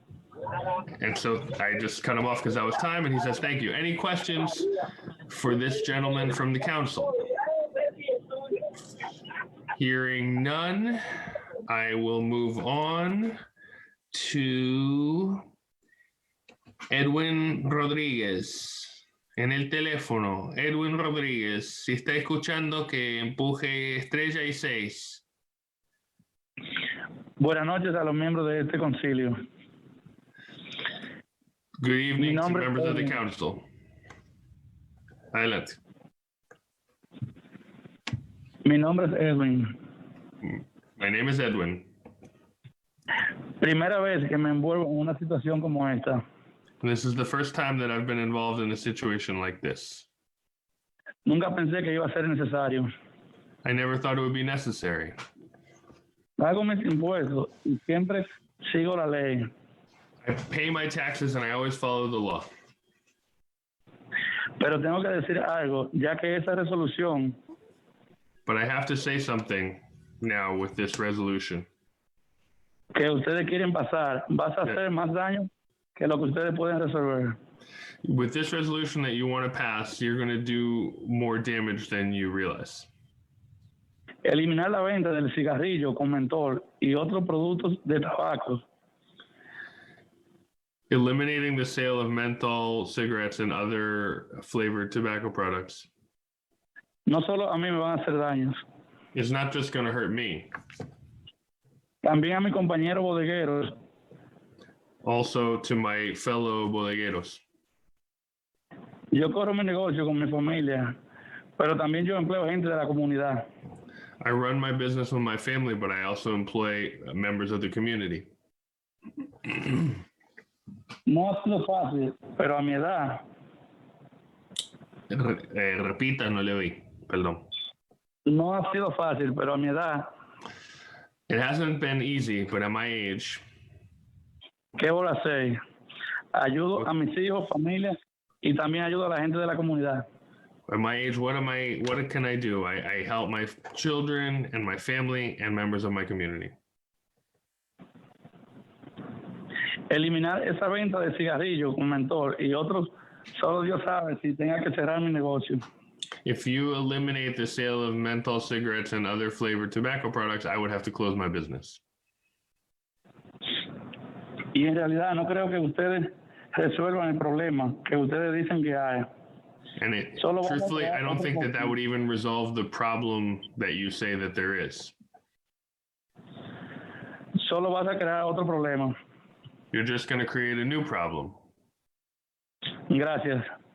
Thank you. Gracias a usted. Any questions for this gentleman from the council? Hearing none. Edwin, le pido que cuelgue. Okay, gracias. And next up is Charisse Dawson, who I see is on Zoom. Charisse, unmute yourself and you will have the floor. Okay, good evening. I'd like to voice my concern regarding the bill. I think it's too broadly written and could potentially criminalize the smoking of menthol in the Black communities.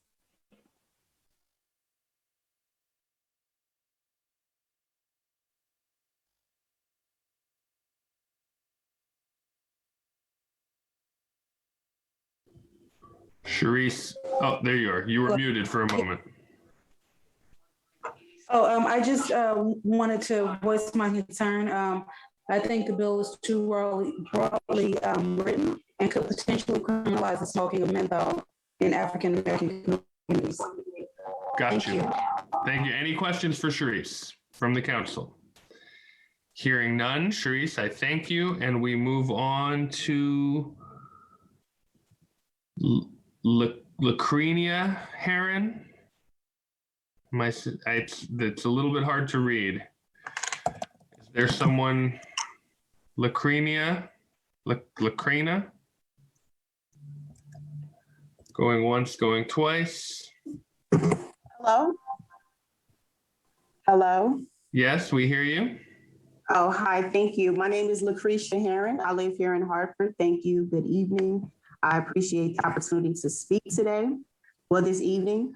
Well, first, I wanted to say that I do understand the health side of the bill, but I want you all to understand that menthol is a choice that the Black and Latino smokers, that we smoke.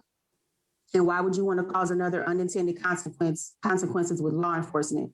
I have 2 young boys, ages, 22 and 16. The last thing I want to happen is for my son to be out. He happened to walk to the store, come back, and the police ride by, see something in his hand, and assume that he went and purchased a loose cigarette from someone, and approach him, stop and frisk, which we all know can lead to something else. So I don't want that for my son.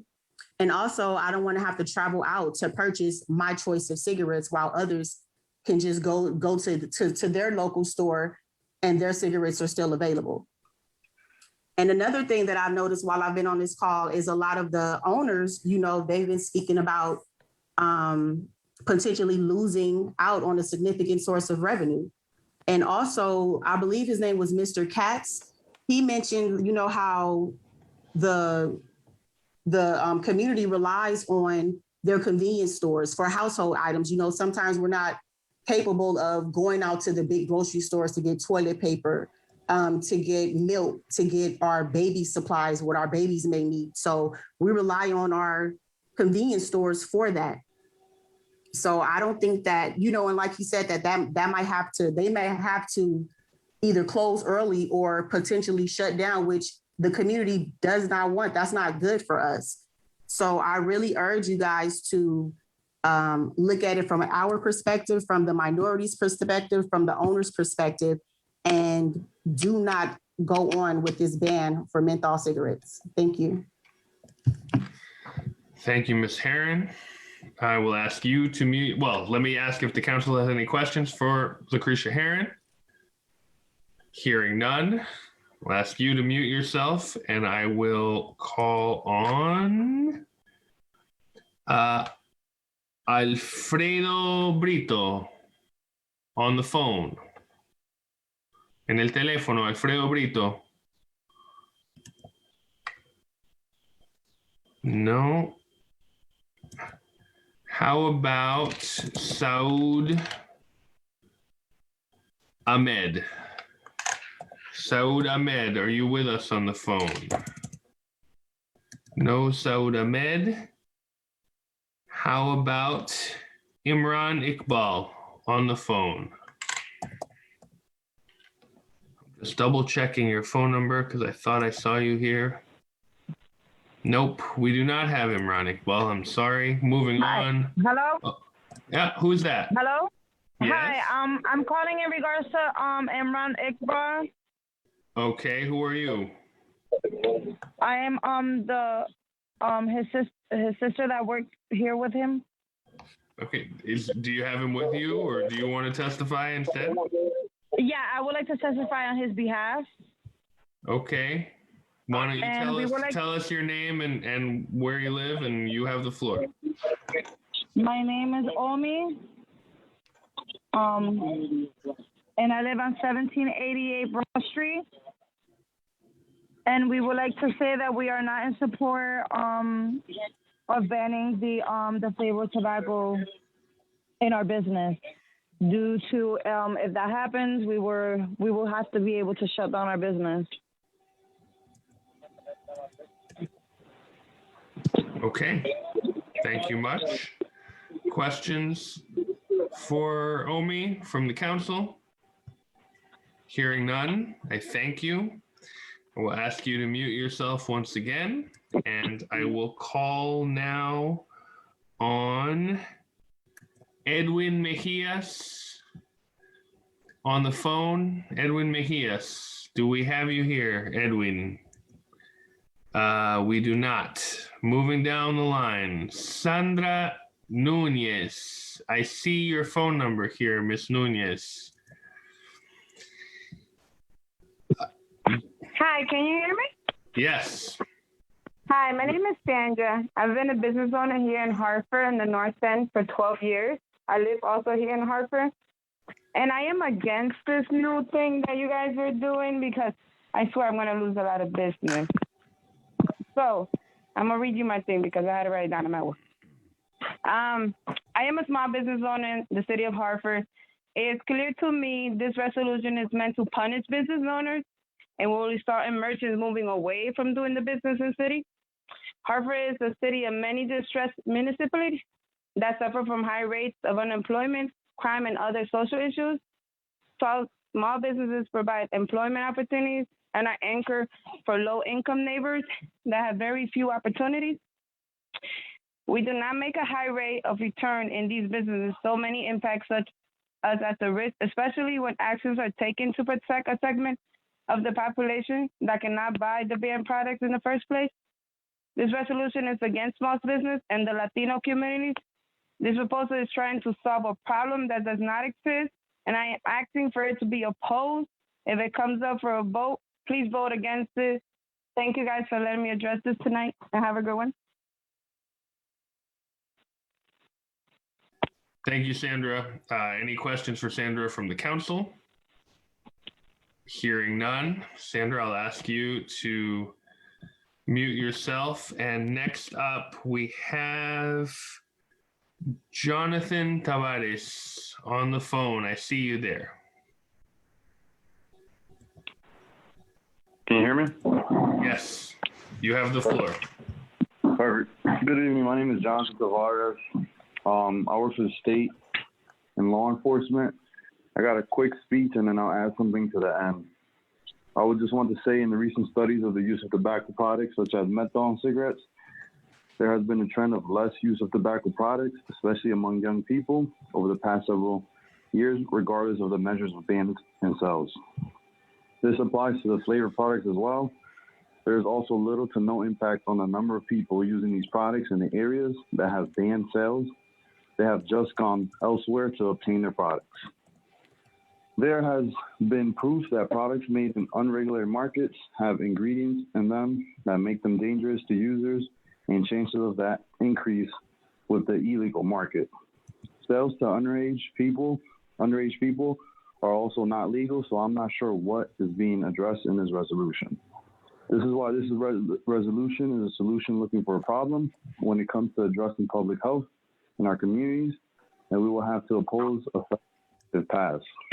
I also wanted to add that I grew up in Hartford. I'm a minority, and my family and friends have owned businesses, and this will affect me. And me working for the state in law enforcement, I will also say that if this bill is passed, it will just increase crime and affect our community even more. Just want to thank you for your time and hope everyone's doing well. Thank you much.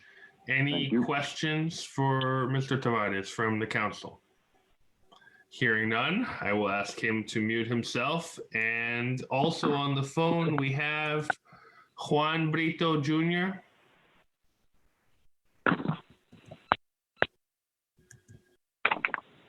Hello? Yes. Who's that there? Sí, bueno. Juan Brito. Juan Brito, ¿necesita traducción? Sí, por favor. Ok, pues hable un poco, después deme un segundito para traducir. Pero adelante, usted tiene nuestra atención. Ok, buenas noches, miembro concejales de Hartford. Good evening, council members of Hartford. Por muchos años he corrido mi negocio sin tener que ir a buscar ayuda a la ciudad. For many years, I have run my business without having to ask any help from the city. siempre pago los impuestos con mucho sacrificio. I always pay my taxes with great sacrifice. Especialmente en esta pandemia que nos ha dado tan duro a todo. Especially during this pandemic, which has affected us so much, all of us. Y la ganancia de los pequeños comerciantes se han reducido quizá a mitad o a menos. And the profits of the small business people have been reduced by half or more. Me han dado un poco duro para mantener la familia. It has been hard for me, a little bit hard to support my family in this time. Todos sabemos cuándo esto termina. Repita, no lo oí bien, perdón. No sabemos cuándo esto terminará. We don't know when this will end, this pandemic. Sabemos bodegueros que sobrevivimos con un par de pesos para pagar los biles. And we're talking about bodegueros who just get by with just a couple of bucks to pay the bills. A veces tenemos que pagar un mes la renta, el otro la luz, el otro el agua, porque no le está alcanzando con la pandemia. Sometimes we have to choose to pay the rent or the light or the water because the money's just not there during the pandemic. Nuestra familia apenas de nosotros y los niños. Un poco más. Nuestra familia depende de nosotros y nuestros niños pequeños no entienden cuando decimos no hay. Our families depend on us, and our little kids don't understand when we tell them that there isn't enough or that we don't have what they need. Y si nos prohíben la venta de los productos mentos y los demás derivados, if they prohibit the sale of menthols and the other flavored products, that's 250. No, está viejita. Oh. Hello? Hello. Hello. Mr. Señor Brito. Oh, José Jiménez. Espere un segundito. Señor Brito? No, José Jiménez.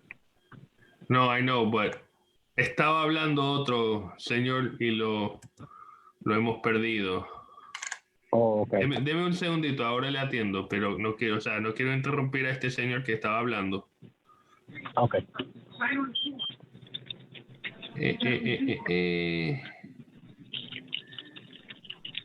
No, está perdido. Well, I'm going to thank Mr. Brito and I'm going to apologize for cutting him off. I'm not sure how it happened. Le voy a pedir el perdón al señor Brito por cortarle el testimonio. No sé justamente cómo pasó. Así es la tecnología hoy en día. But I do think we got the gist of his position. Creo que sí comprendimos lo que quería decir al consejo.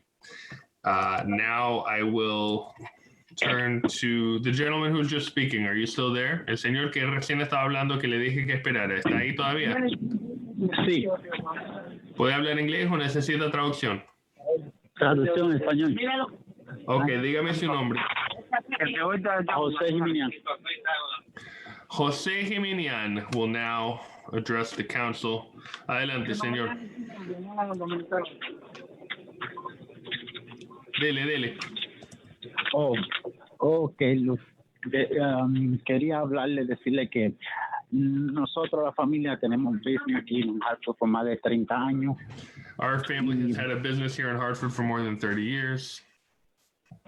El consejo de nosotros para los pequeños negocios, comerciantes de la comunidad, no vamos a perjudicar grandemente de la ilegalidad la cosa esa de sacar los cigarrillos de mentol y los flavors de tabaco para los small business, porque eso the council's move to ban flavored tobacco is going to greatly prejudice us small businesses. Yeah, it's like we've been sold out all our lives. I don't know how that affected like children when the children in Hartford, they not smoke like cigarettes, they look for marijuana and stuff like that. They not like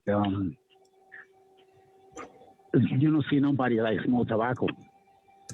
It's like es como hacer algo que está legal para ponerlo ilegal. Like taking something that's legal and making it illegal. Que en realidad no va a beneficiar al Estado ni al gobierno, a los niños para nada. And it won't help the state, and it won't protect children at all. Y va a afectar la comunidad que le servimos en cuenta con nosotros para las comunidades, para el servicio de la comunidad, como todos los pequeños negocios en Hartford. And it's what it is going to affect is the community that serves Hartford, the community of small business owners who are in Hartford. Exactly, because like como las personas locales, they depend like in small corner store, like they don't got no cars to go far buy the stuff they need. Para comprar lo que la gente necesita, lo que sea. Eso no, like, the 90% of the stuff we sell, like flavor cigars on the community of Hartford, is like menthol. I don't know, like, if they try to take a small business out of the service with that, or I don't have any idea what they try to do, but I'm thinking it's going to be a good idea to make something illegal, make it illegal. Hello? Yeah, we're hearing you. Go on. I'm just not translating because you're speaking English. Oh, okay. Yeah, I speak a little bit, though, sometimes. Okay. El cigarrillo de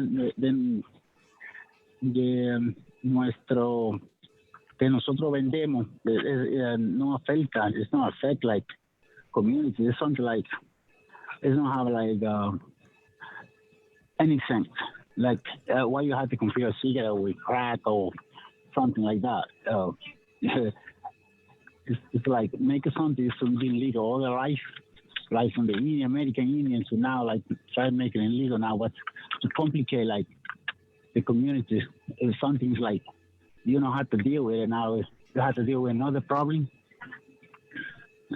Okay, that's all I have to say. Thank you for listening to me. Muchas gracias. Any questions from council for Jose Jiménez? Hearing none. No, porque nosotros somos. Le estoy preguntando a los miembros del consejo si quieren hacerle preguntas a usted. Okay, sí. Pero no, y así que le agradecemos por su testimonio. Thank you, sir, for your testimony. Gracias. And next, I see that Giovanni Tavares is on the phone. Unmute yourself. Giovanni, you have to press *6. Hay que empujar estrella y 6, Giovanni Tavares, para que le podamos oír. Giovanni, ¿me oye? Le toca a usted.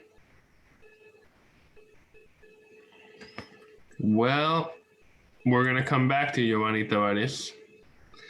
Is Jose Diaz with us on Zoom? Jose Diaz. I have to jump in on the phone, so my apologies for that.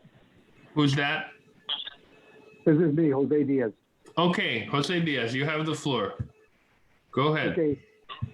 And I thank you first for the opportunity to speak to you tonight. And I'm here tonight to speak about the proposed resolution to ban the sale of menthol cigarettes as well as vaping and tobacco products across the city of Hartford. And these products are just like any other product when used in moderation.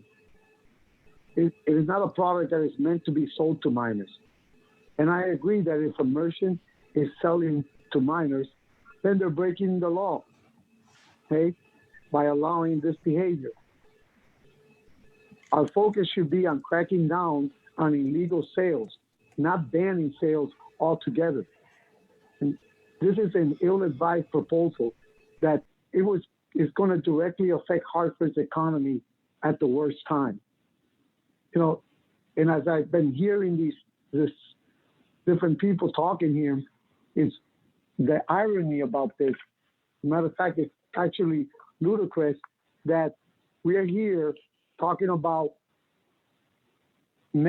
regulating and making recreational cannabis in Connecticut. Okay, here we want to regulate it so the government can control it in a better sense, so it doesn't get in the hands of the minors as it's getting nowadays. But now we want to deregulate a product and put it in the hands of minors. It just doesn't make any sense at all. Okay, what we need to do is enforce. Okay, we need to fight. We need to make sure that the regulations that are there, okay, are being followed by these stores. Okay? And this resolution has to be denied. Okay, we have to focus or put our focus on something else, which is to fight the illegal sale of these products to minors. Not deregulate it and put it in the hands of minors, which is, as we have seen everyone here talking, is what's going to be the end result. And I thank you again for letting me address you tonight. Thank you, Jose. Any questions from the council for Jose Diaz? Hearing none, I will turn to Zoom and to Violet Haldane. Is it Violet or Violette? I trust you'll correct me. It's Violette. Violette, you have the floor. Okay, thank you. My name is Violette Haldane, and I'm a resident of the North End of Hartford. Thank you for allowing me to speak tonight. I'm in favor of the ordinance to ban the sale of flavored cigarettes, tobacco products, electronic nicotine,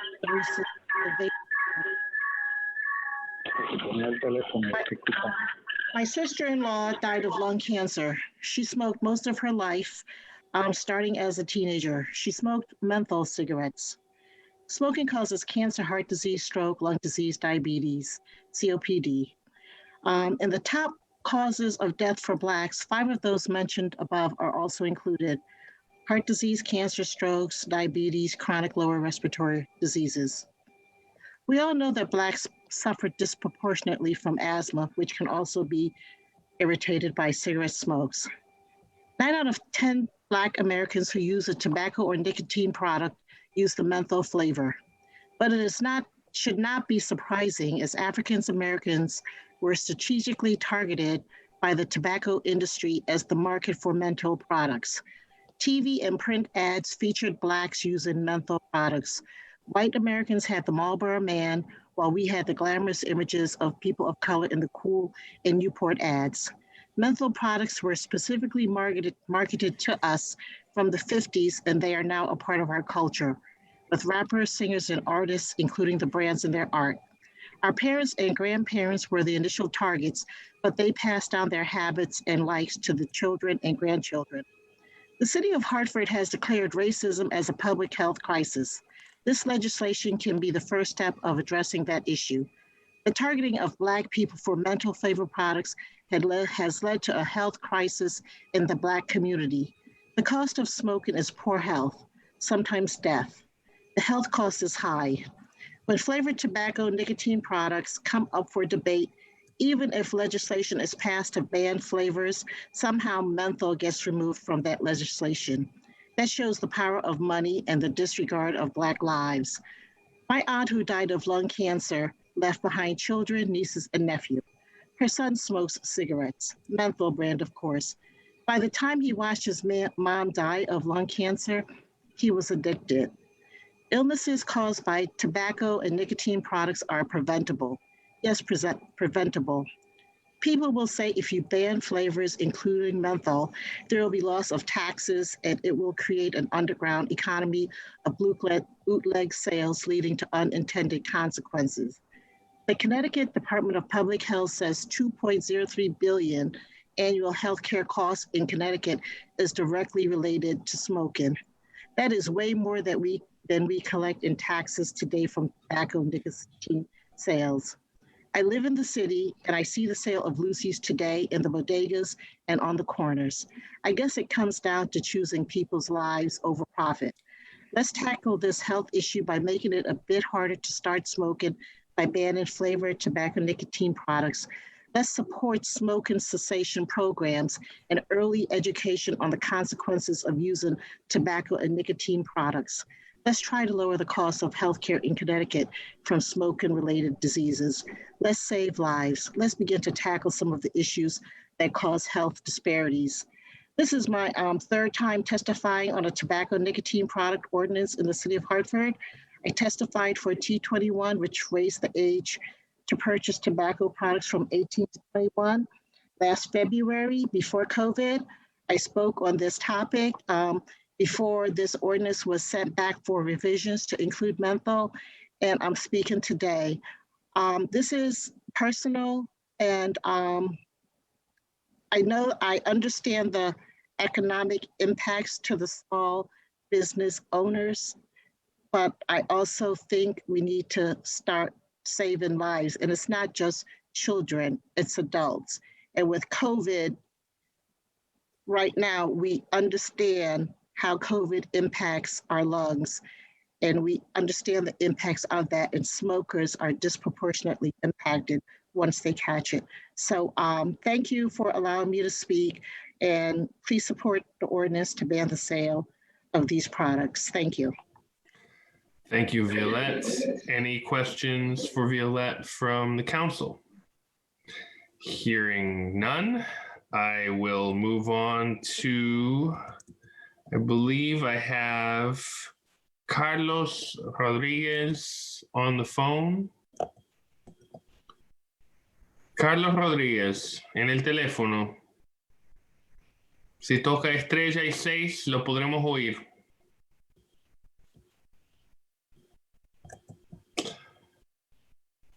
Going once, going twice. I will move on. Do we have Tiffany Mitchell here? Can you unmute if you are here, Tiffany Mitchell?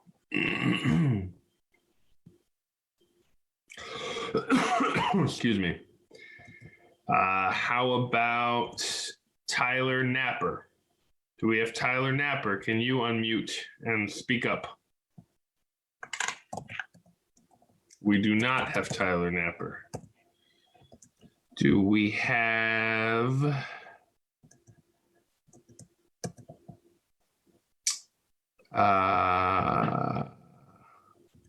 Naomi Anderson? Okay. Stephen Collado. And I remind you, if you're on the phone, you have to hit *6 for us to hear you. Stephen Collado on the phone. No. Do we have Somari Mendez on Zoom? We do not. Do we have Alex Bueno on the phone? El señor Alex Bueno se encuentra allí en el teléfono, que puede tocar estrella y 6 para que lo oigamos. No. Okay. How about, I see we have Bushra Sakab. If you unmute yourself, Bushra, we can hear from you. Bushra, I see you're here. Hi, this is Bushra. You have the floor. Thanks for letting me talk today. I just wanted to say what Banning flavored tobacco products would definitely affect a lot of businesses right now. And, with COVID, a lot of businesses have already lost profit and sales. And then with banning this, it's going to affect a lot more businesses, and not just the employers, but also their employees that they have to pay. And it's going to affect a lot of families and a lot of people. And then also banning products like this is going to lead to people going and, unfortunately doing things like the wrong way, especially young kids getting counterfeit products from other areas that they're not supposed to be. So I just think there's a lot more cons than pros to banning flavored tobacco products. Thank you, Bushra. Any questions from council for Bushra? Hearing none, I will move on to Representative Minnie Gonzalez. I don't see the representative, but on the off chance. Yes. Oh, there you are. Okay, you have the floor, madam. Okay, thank you very much. The city of Hartford has seen 14 gun release shootings so far this year. There has been calls to defund the police and relocate their budget. Now, we want the police in the city of Hartford to put more in their plate, what they are trying to keep our city safe. And also we want them to enforce this new resolution. How they will stop people and why. The questions are even more difficult to answer as we're still dealing with a national crisis of COVID-19. And if our police officers are busy now, they will be even more busy with an increase of smuggling. I was having a conversation with the chief of police and he's not in favor. He was very clear. He do not have the manpower to deal with this banning. If smuggling was not bad enough, I cannot remember a time where a ban on anything was successful. When alcohol was banned during Prohibition, smuggling was rampant across America. Everyone who knows American history knows the failure of Prohibition. And it was so bad that American government had to reverse their ban of alcohol. Little was done with the ban of alcohol except an increase in the demand for substances, pushing people toward more criminal behaviors and fueling the illicit smugglers who look to make a quick buck. However, we never learn from the past. Banning these products will be no more successful than the ban of alcohol in the 1920s and the 1930s. There has been proof that products made in a regulated market have ingredients in them that makes them dangerous to the user, and the chance of that increase with an illegal market. When the state of Minnesota increased the taxes of tobacco products, the state saw a 149% increase in smuggling. Los Angeles, California, Massachusetts, they took over, the black market took over, the violent crimes, the drug is out of control. The state of Connecticut and the city of Hartford work with the United States Food and Drugs Administration on the Human Food Inspection Contract Program from October 20th to January 31st, 2021.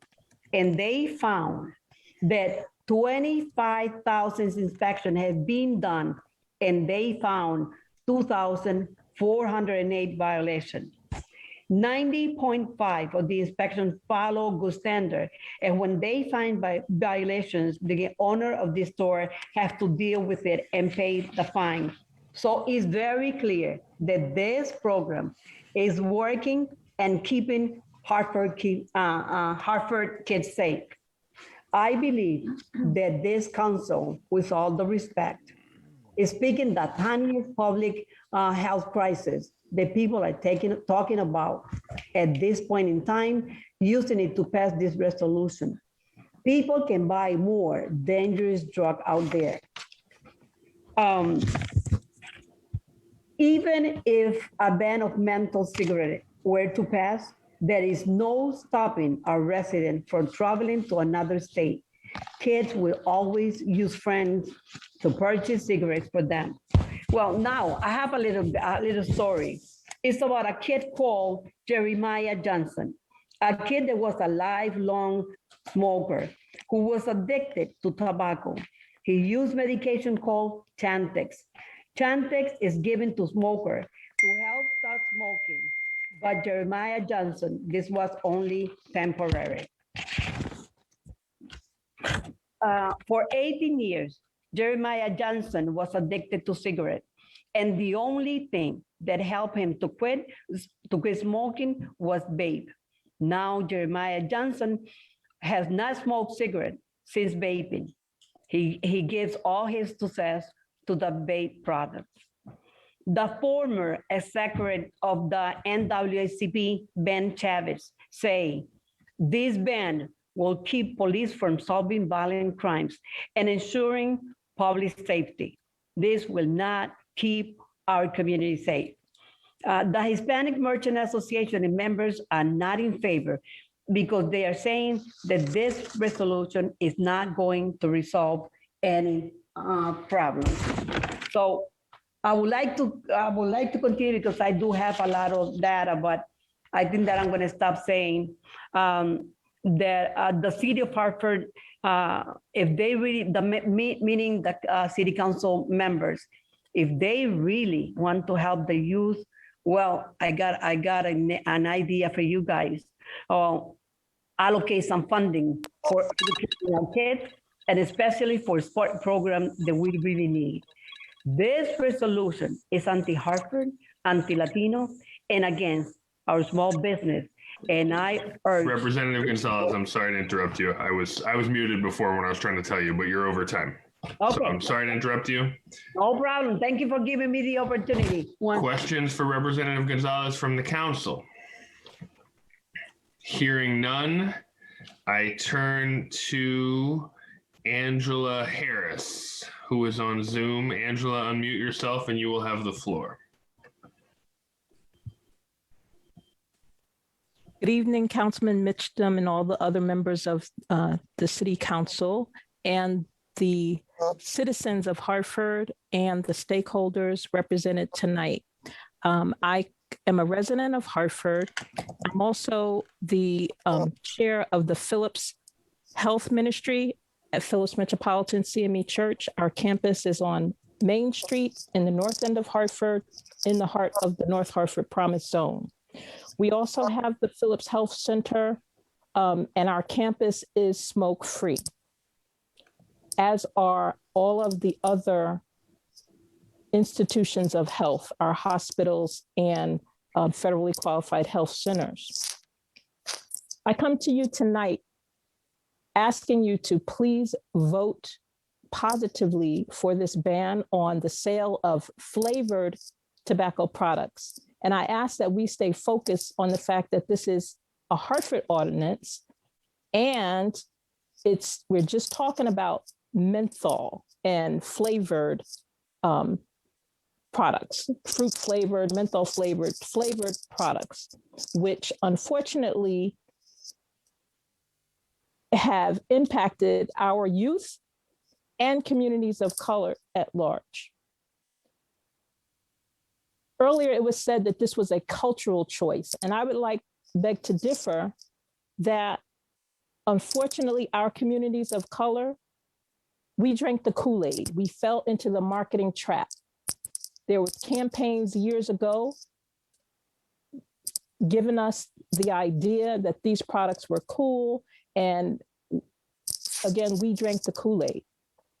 Right now, in the midst of this pandemic, we are also dying disproportionately at higher rates and having negative outcomes due to pre-existing conditions.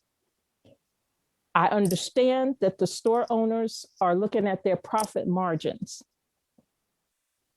That's how they run their businesses. However, there are other numbers that are critical as well. One number is 16. There are 16 years difference in the life expectancy between residents that live 3 miles away in West Hartford and those that live in this city that also is the capital of our state, which is one of the richest states in the union. 16 years difference. So 68 years old versus 84 years old, just by your zip code of where you live. A year and a half ago, we led the charge to increase the age of tobacco sales to 21. We were the first municipality in the state. You all should be proud of that as leaders, that you passed that ordinance, and we should continue to be leaders in the state in banning the sale of flavored tobacco products. Our youth deserve the ability to be in school and learn. Many of them have absentee problems. Why? Many of them suffer from asthma, and smoking and being around smokers contributes to that. As we look to educate our students, yes, they need to be engaged, but we need to do our part. And how do we tackle this health crisis? We need to do it on the front end by making sure our youth who before the age of 21, their brains are not even fully developed yet. They don't need to start smoking. And on the back end, our elders need to be able to breathe clean air and live in peace and safety. So we need to improve the quality of life. And if we don't feel that law enforcement has the wherewithal to properly engage our community without jeopardizing their health and well-being because of menthol cigarette sales, adults can still buy other tobacco products in these stores. So by the fact that it's a problem that you can't get menthol, you are attesting to the fact that you fell ploy to the campaign, the marketing campaign to get you hooked. And meanwhile, since we are in a food desert, you can actually purchase your cigarettes when you go outside the boundaries of Hartford to get your food. You can pick up your menthol products in other towns where Angela, we often have to buy our food. So thank you for this opportunity to share. Any God questions? Bless. Thank you. Any questions from the council for Angela Harris? Hearing none, I turn to Shelby Williams.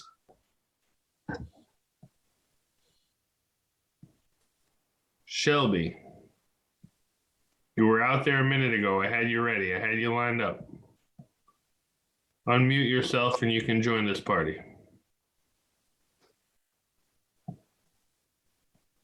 I see you there. Shelby, I see you. You have to unmute. All right, Shelby, I'm going to come back to you. I believe on the phone Hello. Is that Shelby? Yes, this is she. Okay, you have the floor. Go ahead. Thank you. I would like to grant everyone a good evening. I hope everyone is safe during the COVID-19 pandemic. My name is Shelby Williams. I had the pleasure of speaking with some of you in education and sharing information on this important public health issue that we are experiencing in our greater Hartford community, as well as for Black and Brown youth and other compromised communities when it comes to the exploitative nature, aggressive strategies, as well as the association that we are finding when it comes to flavored tobacco use, menthol products, and their association with Black and Brown youth and other compromised communities' accessibility. We are having this focus being, in having the ordinance passed, the focus being on protecting public health, protecting pediatric health, protecting children's health. And research, statistics, as well as other evidence shows that we are seeing a strong association of tobacco use being the leading cause of preventable death among youth. We have heard many speak on the personal experiences that they've had in battling and trying to overcome the addiction of tobacco. Well, we're trying to take a preemptive measure in enacting this ordinance to limit the accessibility, limit the criminalization of having these products being distributed, and as well as have limited penalties in part on the businesses that they serve, and to ensure that they're having a procedure of protecting our youth while as maintaining their business. This ordinance is not attempting to punish small business. This ordinance is primarily focused on the public health of the greater Hartford community and with focus on compromised communities. It is urgent that our lung health is tied to our respiratory health during a pandemic where susceptibility is not a question that we could really take to carelessly. This ordinance, I've heard a lot of people misinterpret some of the language, and I would really like to take a moment to clarify some of the issues that I hear small business owners have in regards to the ordinance language. For one, I'm hearing a lot of talk about criminalization. I would just like to emphasize that this ordinance language was created for the purpose of decriminalizing that pipeline, okay? And it's through licenses and inspections that we would attempt to not only protect small businesses from having any type of illegal or criminalization action, but also is to further protect the youth. And instead of having other kind of deterrent measures being taken, this ordinance is supposed to enact in a community effort in protecting and holding public health as priority. I've spoken to some of you on a personal level where you shared your stories, as well as the type of tribulations you faced in overcoming respiratory infection and illness. And if this bill were not to be enacted, that means that we would be neglecting the public health of our youth. Thank you.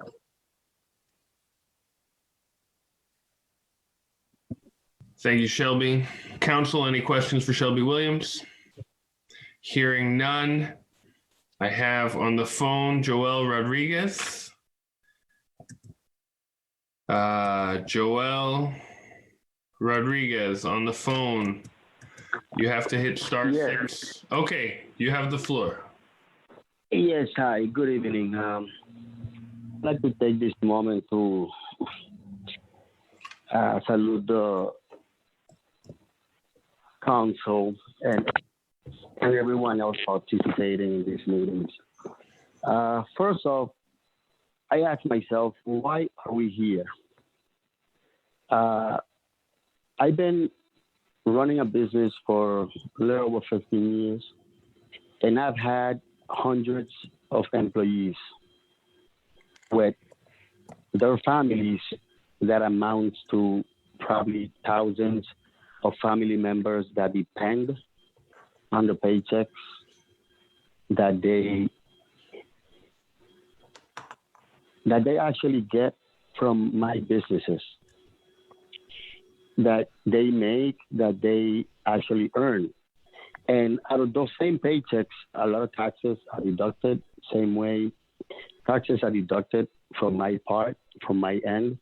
I have a family that depends solely on my earnings.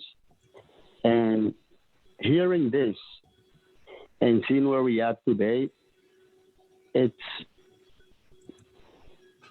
a little mind-boggling, because I ask myself, let's someone get in every other's shoes. It's understandable that kids need to be protected, adults need to be protected. But when we speak adults in this country, I believe we have a choice, and we should be able to make our own choices. Just like there's laws regarding abortions that people make their own choices with their own bodies. Now, when we talk about kids and youths, yes, I understand that. And I would say, why don't we look at it at the way we're supposed to look at it? Why don't we create more programs? Why don't we have more basketball courts around our neighborhoods, especially in the north end of Hartford? Why can't our kids go out and go play and enjoy themselves and become friends, so that when they become adults, they're not enemies and they're not looking at each other, trying to find each other to kill each other. Because right now, I see more adults and young kids getting gunned down more than what they are getting sick of doing whatever it is they're doing. I run business for a long time, and a lot of times I see parents, they themselves go into the stores to purchase these products for these kids. So they should be the one in programs. They should be the one that we should take out and teach them how not to guide the kids that way. It's understandable, the concern we have, that everyone has, but it's a lot of ways. I mean, I'm not even going to sit here and talk about COVID-19 because this just came upon us. But yes, it came upon us. And here is the government, the federal government, local governments, everyone trying to help save businesses. More fundings, more stimulus, all these other stuff. But at the same time, we're trying to cut those businesses in half. If this resolution is passed, my businesses, I will have to cut my staff in half because I will not be able to support my full staff. And what happens after that? Then they have to go out there because I have to support the families no matter what. They have to do whatever they have to do because it's hundreds of businesses in Hartford, hundreds of stores with tens of thousands of families to support that they get fed out of these stores and out of these places. Unfortunately, there is a problem with the tobacco, yes, but cutting our sales in half is also going to damage the way we work and we support our families. And then it's going to be a lot of danger out there in the streets to deal with on a daily basis. Thank you, sir. I have to cut you off. That is time. Any questions from council for Mr. Rodriguez? Hearing none, I thank you again. And I am going to turn to Naeem Khalid. Naeem, you have the floor. I see you there, Naeem. You're unmuted. No, now you're there. You go. Speak up. Yes. Can you hear me?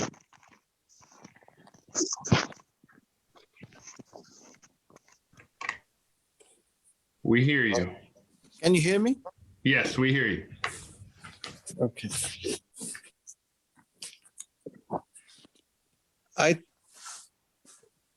Can you hear me? We can hear you, Naeem. Go ahead.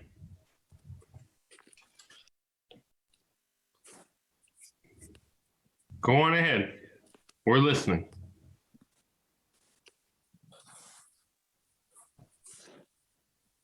Naeem. I can hear you, but you can't hear me, I think. We hear you. We hear you. Go ahead.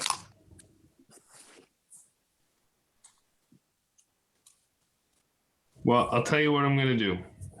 I'm going to jump to the next person, and then I'll try you again. Hello? Naeem? Okay. Can you guys hear me? I can't hear you. We hear you. Yes. We hear you. Okay. Thank you. Thank you for giving me opportunity to talk about. I want to emphasize on two points. Before you consider voting on this ordinance,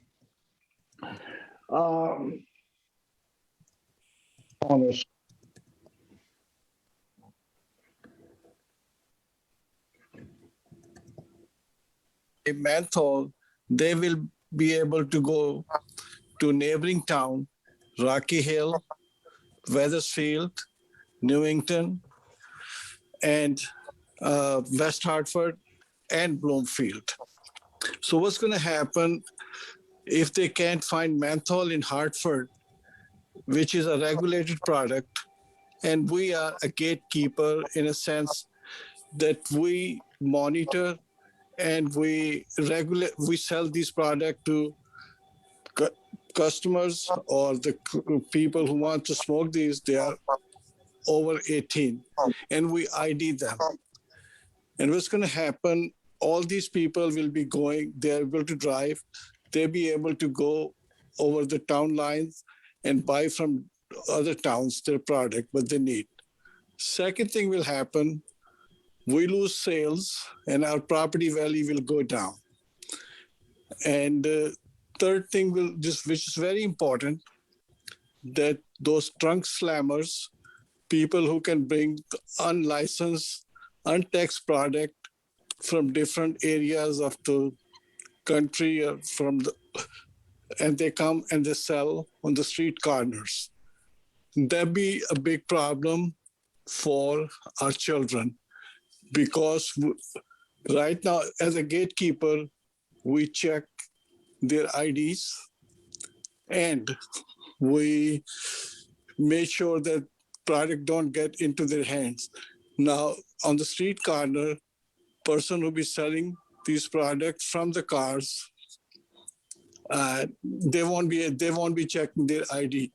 And every kid who wants to buy this product able to get it. And that defeats the purpose of this bill. That's all I have to say at this time to all the council members before they consider voting on this bill. But thank you very much. Thank you, Naeem. Any questions from the council for Naeem? Hearing none, I will turn it over to Usama Aslam. Hi, good evening. Councilman, can you hear me? We hear you. Hi, good evening. My name is Usama, and I'm calling to represent a couple of my retail stores that I have in Hartford.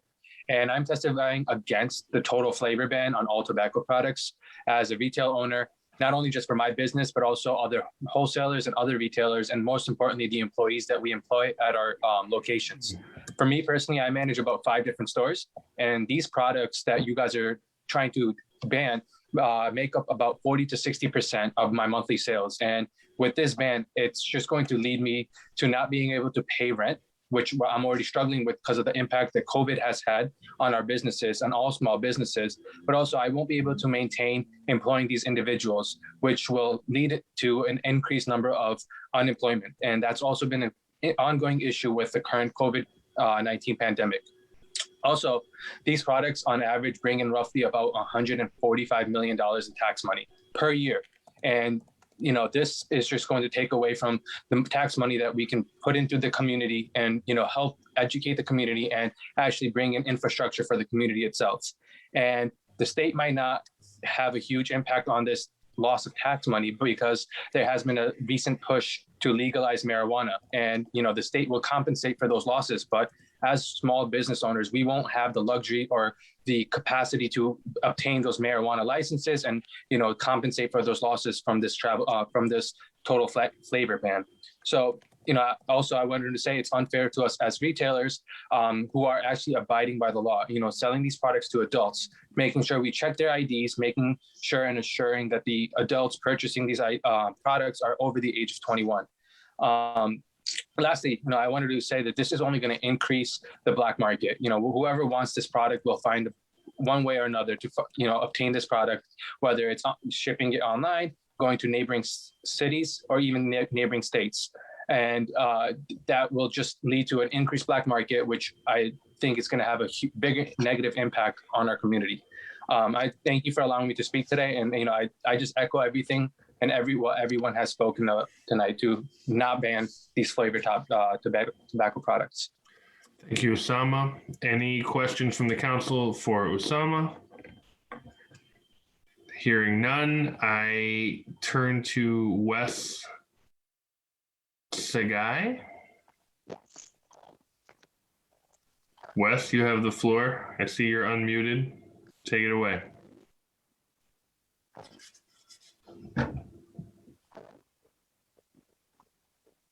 Wes, you just speak up. Go right ahead, Wes.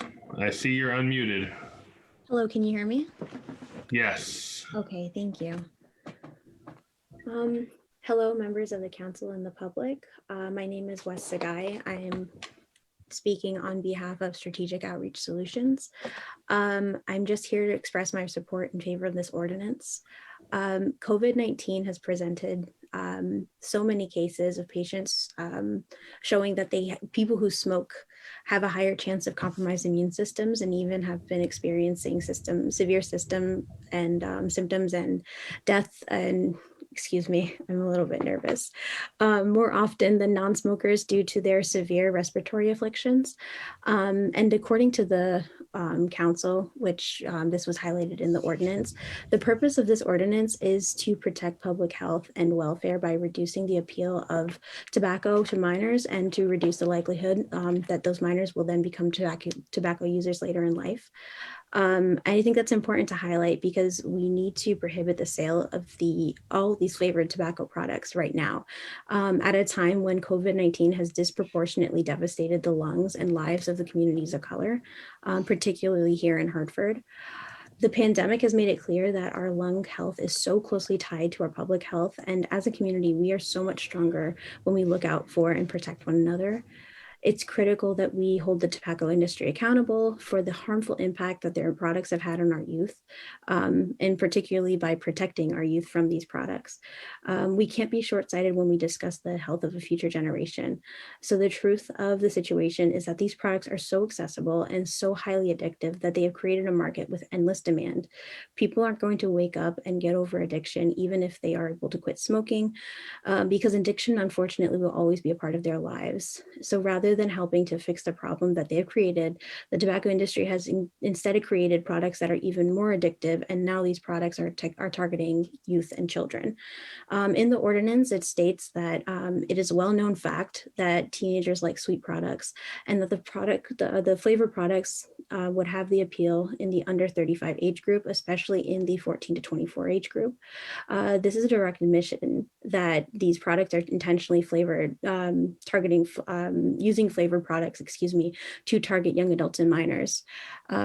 We need to be vigilant. We can't be held back by any type of doubts or falling into any type of circular arguments, particularly those that would pivot and focus rather on the income loss instead of the health of a future generation. So I urge you all to support this ordinance and to support the health of our future generation. Thank you. Thank you, Wes. Any questions from the council for Wes? Hearing none, I am going to just go down my list of folks. I've been trying to match up people to folks who are waiting, but that is harder than it looks. Amar Jamal, I see you there. If you unmute, you can speak to us, Amar. Sorry, I just had to find the mute button. Can you hear me? Yes, we hear you. Very good. Thank you for allowing me to speak tonight. You're doing a great job moderating, by the way. I heard a lot of great things this evening from everybody. I'm opposed to the ban. I'm a business owner in the Hartford area. I represent about 20 convenience stores. Similarly, there's another meeting going on right now in Bridgeport for the same proposed ban. So I want to, there's a lot of things to say, everybody. I want to give you some numbers. And it's not that we have to do a study here in Connecticut. The study's been done in Massachusetts already. And we represent a lot of locations in Massachusetts, and I can tell you exactly what's happened to those stores. But Massachusetts itself dropped 17.8 million units in sales. And the neighboring states, New Hampshire and Rhode Island, increased in 18.9 million units. For New Hampshire, that was a 65% increase, and Rhode Island, 17% increase of total sales. 91% of those 91% of the increase in sales were menthol cigarettes in flavored tobaccos and flavored vapes. Rhode Island also increased 40% in the menthol category. So that cost Massachusetts an estimated $73 million in tax revenue from cigarettes alone. Now, what happens is that you layer that with the cost of shopping outside of your state or outside of your city. In this case, we're talking about Hartford, not the entire state, but I'm sure that's right behind. The cost of shopping outside the city, this has totally cost Massachusetts approximately $10 million a month in tax revenue. Of the tax revenue that was generated in Massachusetts, $500 million previous to the tobacco ban, only 1% of that was used on smoking cessation programs, such as, whatever advertising and education. How do you get people to stop smoking? 1%, $5 million out of $500 million. Instead of banning the product and reducing our tax revenue for the state, the city, why don't we invest a little bit more in smoking cessation programs, not banning products? What's next? We've already talked about sugary snacks. My kids love Mountain Dew. They don't like cola. Should we ban Mountain Dew and Sprite, beers, seltzer? I mean, come on, my father's not drinking Bud Light, seltzer, mango, and fruit punch. We should ban those. Those are geared towards younger adults. The laws are in place. The people that have licenses are enforcing that law with the We Card programs and We ID programs. The problem is not us. The problem is not the product, it's the black market. And any ban will increase black markets, as many people have already said on the call, including ATF agents, retired police sergeants. I thought all their testimonies were fantastic, better than anything I could say. And another number for Massachusetts, the youth smoking rate was at 0.4% before the ban. This is the lowest it's ever been. It wasn't a problem. So what were they trying to solve? Youth smoking rates are down.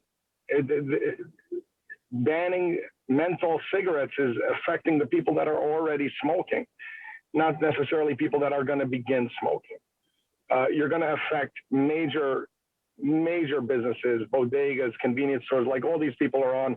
I can testify that at least 50% of sales are tobacco for every C-store. And beyond that, in inner cities, 50% of that 50% of sales is menthol or flavored tobacco. So imagine you had $1 million business. All of a sudden, tomorrow, you're going to lose 25% of your revenue. It's impossible. How do you expect these people to stay open and feed their families? We already have a low state minimum on profits on cigarettes. So I'm not sure what the point of this is besides punishing the people that are doing it legally. You're not going to affect children. If they're going to smoke, they're going to find a way to do it. We don't advertise it to them. We are not trying to sell to them. But effectively, you're taking away their rights. There's so many things to say about this. It's just not right. It's not you're taking away someone's freedom of choice. This is what they want to do with their life. Masks, we know that masks save our lives from COVID, but there's millions of people that refuse to wear them and insist that it's not bad that they're not going to get COVID. So there's a lot of points. Thank you very much for the time. I appreciate it. I hope you heard me well. We did hear you well. Thank you much. Any questions for Amar from the council? Hearing none, I am told that I have Somari Mendez, whom I called on before, on the phone. Somari, if you can unmute yourself by pressing *6. Somari, para que la oigamos, tiene que empujar estrella y 6 y luego podrá hablar. Somari Mendez. Ahí está, ok. Somari, you have the floor. Oh, sorry. I'm not supporting in the banning of all menthol cigarettes and vaping products. If the city of Hartford bans these products, the city of Hartford would be increasing smuggling. Banning products for safety reasons may be council members' best intentions, but these intentions will increase other dangers such as smuggling. People will travel to other towns and cities in Connecticut to buy these products. They will travel back to Hartford. The city of Hartford will not have stopped or limited the use of flavored tobacco products. They would only change how people get their tobacco products in places across the United States. Towns that ban such products, such an increase in smuggling despite passing or ordinance. Laws related to limiting the use of these products saw an increase in people going around the law. When the state of Minnesota increased the taxes on tobacco products, the state saw a 149% increase in smuggling. The city of Hartford does not want to ban tobacco products just so people go somewhere else to smuggle the products. The city of Hartford will not be changing anything except how people get the products. This may even be more dangerous for the people of Hartford. Thank you. Thank you, Somadi. Any questions from the council for Somadi? Hearing none, I call on Janice Fleming, who is in the building now. Janice, go ahead and unmute yourself, and you have the floor. Good evening, Chairman and other council members. Thank you for allowing me to speak before you today. I was slightly confused with all of the testimonies. You would think that the only thing our community convenience store sells is cigarettes and e-cigarettes, given how many will go out of business if we protect our children. But I can tell you that I live here. That was one of the things you asked people to say when they gave their testimony. I pay taxes here. I am a business owner here, and I vote here, and want to make sure that our council is clear that we put you guys here to make tough decisions, to take the tough vote. And I've heard this agency about one, adult rights being taken away, two convenience stores are going to fold because they don't have cigarettes. I haven't heard nobody talk about like when we going to get real grocery stores here. Just like you got to go to Bloomfield and West Hartford for your groceries, pick your cigarettes up while you're on your way there too. Because unless we're going to be talking about other alternatives, other healthy alternatives, what we've decided is this money is more important than children's health. And I urge you all to not support anything that looks like it's going to harm our children. That's why this bill is important for you all to support it. We have to get to a point when we need to have the real conversation about adults' interests and young people interests. I've heard a lot of people from New York. And by the way, I wish law enforcement was this active when y'all was calling for them on other issues. I had no idea how active they can be in the community when self-interest is at play. And I find it so disturbing that the relationship that's being articulated with the threat of the police and interaction of our community is something that, quite frankly, Councilman Mitchum, that you all been fighting for all summer. So this idea that our community is inferior, these fear tactics that's being played by the police department is quite telling. It's telling that we have the convenience stores who actually participates in the black market. That's why they're so well versed on it. It's not like they're not selling just legal cigarettes. It's not like they're not selling Lucy's. This idea that everybody is following the rules is just disturbing to me. I wouldn't be sitting up to 10 o'clock at night trying to make sure that kids didn't have access to cigarettes if everybody was following the rules. bills. I believe that we can just take a ride over to the next town and buy our cigarettes, just like we buy our groceries. So, you know, that's how I feel. I thank you for allowing me to speak before you today. And I ask you all to support this ordinance. Have a nice evening. Thank you, Janice. Any questions from the council for Janice? Hearing none. I am at the point where there are names on my list that have not spoken, but they do not line up with the people who are waiting. So I'm just going to go through the people who are waiting, who haven't spoken, and call on them. And after that, if anyone still wants to speak who hasn't been called on, I will open the floor to them. So I'm just going to work my way down this list here. Andrew Haripal, unmute yourself and you will get the floor. Hello, can you hear me? Yes, we can. Sure. I actually just wrote something in the chat, but I'll read it here. My name is Andrew. I'm a local business owner. I'm a parent, and I am against this bill, against menthol and flavored tobacco. I believe that non-menthol, I'm sorry, let me start over. I wanted to mention that I believe this is targeted to minorities versus a non-minorities issue. Non-menthol cigarettes cause the same harm in all fairness.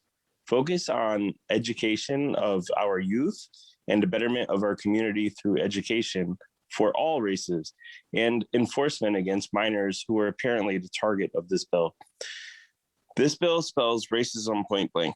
I am against this bill, and you will truly devastate small business and punish an adult for making a choice that they have a right to make. As a retailer, we do our full due diligence to make sure we do not sell to minors, so don't make this bill about the access to menthol or flavored tobacco our fault when we are the sole fighter against minors buying tobacco, period. One last point, adding any more sin taxes in effect pushes sales out of the state as well.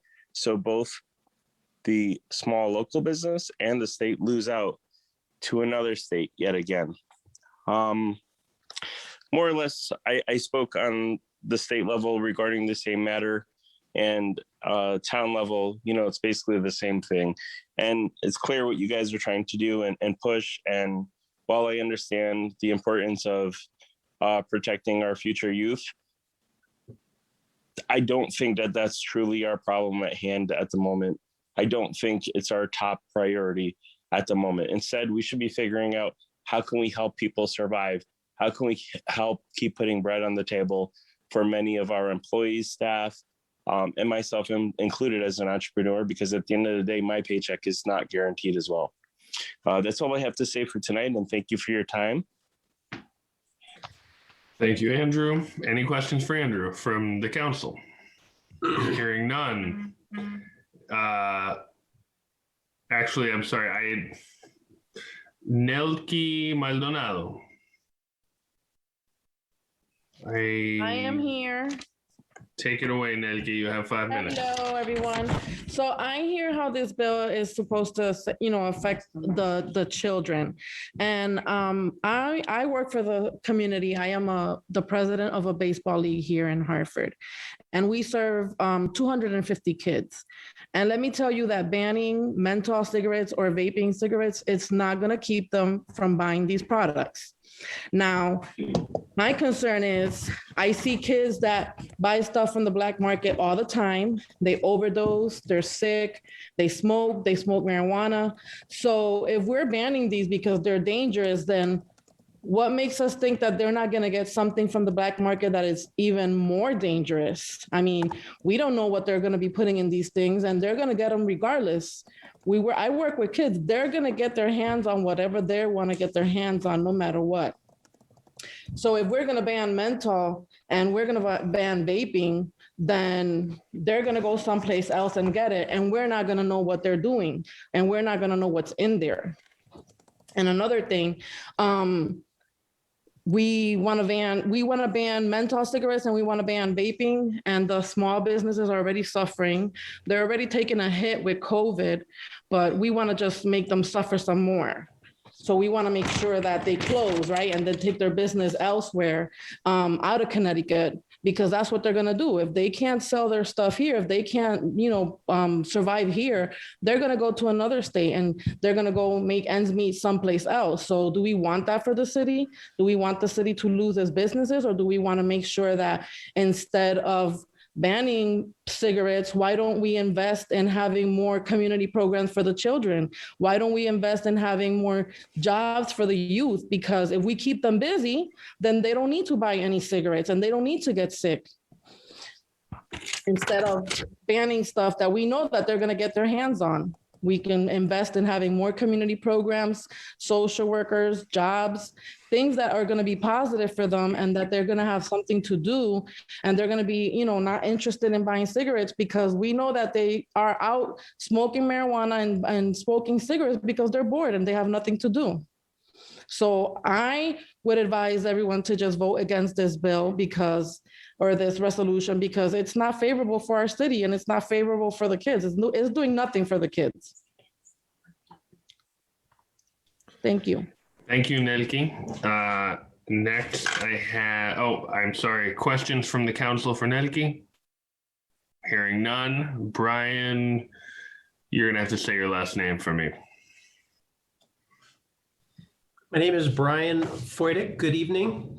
I do not live in Hartford, but I testify on behalf of the National Association of Tobacco Outlets, a retail trade association that includes over 60,000 stores, including many in Hartford. I testify in opposition to the proposed ban on the sale of flavored tobacco products. There is no basis in fact or prior precedent to believe this ordinance would benefit public health or reduce youth vaping. It is just as likely to cause negative outcomes. Additionally, the businesses, employees, and families that would be harmed are disproportionately those owned by first or second generation immigrants, people of color, people for whom English may not be a first language. Stand up for them. My time is limited, so I'll summarize and explain some reasons we oppose the ordinance. Because of COVID-19, gas stations and convenience stores have suffered losses of 45% in fuel and 20% or more in in-store sales. These businesses are already suffering because of the pandemic, and they rely on tobacco products for about 36% of in-store sales. This bill would magnify pandemic harms to businesses by driving adult consumers to purchase from outside the city and from illicit markets. Banning menthol cigarettes has been a dismal failure in Massachusetts. Sales data clearly demonstrates that smokers have switched to non-menthol cigarettes or simply purchased flavored products out of state. Since menthol cigarettes were banned in Massachusetts, in-state non-menthol cigarette sales have increased 15%. In New Hampshire, menthol sales are up 90%, and in Rhode Island, menthol sales are up 29%. Cigarette tax stamp sales in Massachusetts are down about 18 million stamps and up about 18 million stamps in neighboring states. It doesn't take a rocket scientist to see what's happening. The only thing the Massachusetts flavor ban accomplished is to devastate retailers, fuel illicit markets, and drive sales out of state. You should consider changes that have occurred federally in the last 15 months. Congress raised the age of purchase to 21, getting products out of schools. FDA banned flavored pod products and ordered flavored disposable products pulled from the market. On September 9th, 2020, manufacturers were required to submit a pre-market tobacco application for every product to even have a chance to remain on the market. FDA recently started identifying violators and taking action. And Congress recently prohibited the U.S. Postal Service from shipping products, and UPS and Federal Express have done the same. According to FDA and CDC research, youth vaping is currently declining. Some of these changes appear to already be working. For these reasons and more outlined in a letter you received from us, we encourage you to oppose this bill. Thank you. Thank you, Brian. Any questions from the council for Brian? Hearing none, I turn to Jonathan. Last name, Jonathan, jump in. I told you you were coming up. Share. Right, Jonathan Scher. Thank you. Good evening, council members. I'm John Scher. I'm the executive director of the New England Convenience Store and Energy Marketers Association. We're a Stoughton, Massachusetts-based organization representing convenience stores across New England, including Hartford, Connecticut. I'm speaking in opposition to the flavored tobacco ban proposal. I emailed your written testimony Friday evening, which I hope you've all had the opportunity to digest. Feel free to reply to that if you have any questions. This evening, I want to offer something that's a little bit different than what you've heard for you to consider. I hope we can all agree that the FDA and CDC have resources, science, data available to them that no state public health department has, no local public health department has, and no city council has available to them. I hope we don't have to debate that. It's nothing personal. It's just a matter of financial and human resources. So when the Tobacco Control Act gave FDA authority to regulate tobacco products in 2009, it banned flavors such as strawberry, vanilla, and cinnamon from cigarettes to minimize attractiveness of these products to children, to kids. It left menthol cigarettes on the market. It did so because of the broad appeal of menthol and the far-reaching implications banning it would have had. It knew, and it continues to know, what the dangers would have been. We can debate if there were other reasons for the exclusion, but the fact is that the agency, with oversight and the greatest amount of resources, did not ban menthol cigarettes or flavored products. In fact, the CDC nor the FDA include flavor bans anywhere among their recommendations to reduce tobacco use. There are a variety of other recommendations. Ban is not among them. So I ask, what might this council know that the CDC or the FDA doesn't? What information might you have been exposed to that they haven't been? How is it that you may be able to manage the illegal trade, the budget loss, the enforcement implications when they don't have answers to those questions? If you think the federal government isn't taking action on the subject, you'd be mistaken. Within the last 12 to 18 months, they've done a number of things, including they've raised the federal legal minimum sales age to 21. They've banned flavored pod-based vape, except menthol and tobacco flavor, expanded the federal PACT Act that restricts online sales. And they, most importantly, the FDA's PMTA process began in September. A lot has already begun to choke off access to vape for kids. The category has been gutted, and the PMTA the process will take it even further. But if you still feel action is necessary, there are far more rational, consequence mitigating approaches that you can take other than a full flavor tobacco ban. It has been suggested that this proposal is being pushed by anti-tobacco advocates as a way to gain traction at the state and possibly federal level. I really hope this is not true and the reason that we're here tonight. It would be unspeakably cruel to treat your adult flavored tobacco using constituents and the nearly 150 small businesses that depend on this category as pawns in a game of policy-making chess. These convenience stores depend on these customers for survival, as you've heard. If these customers go over city lines, they'll take with them the market basket, not just the menthol cigarettes or the flavored smokeless, but the products that they buy in tandem with those products. It's called the market basket. If you want the state to act to reduce youth initiation, if that's the goal, and encourage adult cessation, please just make a phone call or send an email. Don't use these stores as pawns in the hope that the city or town will follow, other cities or towns in the state will follow. Finally, you've heard the passionate appeals from business owners tonight. You've heard lots of those. This is more than a business harm issue. It's more than a racial equity issue, as some have tried to make it, or a binary issue between money or kids. This is simply a good policy versus bad policy issue. There's nothing to suggest that this is an appropriate method to reduce youth initiation or adult cessation. Thank you very much. Thank you. I actually have a question for you. What is the profit margin for the kind of businesses that you represent on flavored tobacco products? In other words, versus what it costs to buy them in the first instance, what percentage are they earning as actual profit? Yeah, there are better people to answer that question than I am. I think that you've had a number of retailers that could probably answer that question better than I can. I suspect you'll have a wholesaler or two that could probably answer that question better than I can. So I appreciate the question. It's ironic that one of the few questions that are asked I can't answer appropriately. So I'd rather not hazard a guess and be wrong. So I'm going to defer to other people if you don't mind. Anyone else on the council? Questions for this gentleman? Hearing none, I thank you for your time. Thank you. And Mahmoud, if you can unmute yourself, you have the floor. Good evening, Council. My name is Mahmoud Karano. I'm a resident of Connecticut, and I, along with my father, are business owners in the state as well. We own a chain of gas stations, 8 of them, going from Greenwich all the way to Windsor. First, I wanted to thank you for giving me the opportunity to speak to you regarding this ban. As a father of 3 children, there's nothing more important to me than to make sure that my children are growing up in an environment that is safe.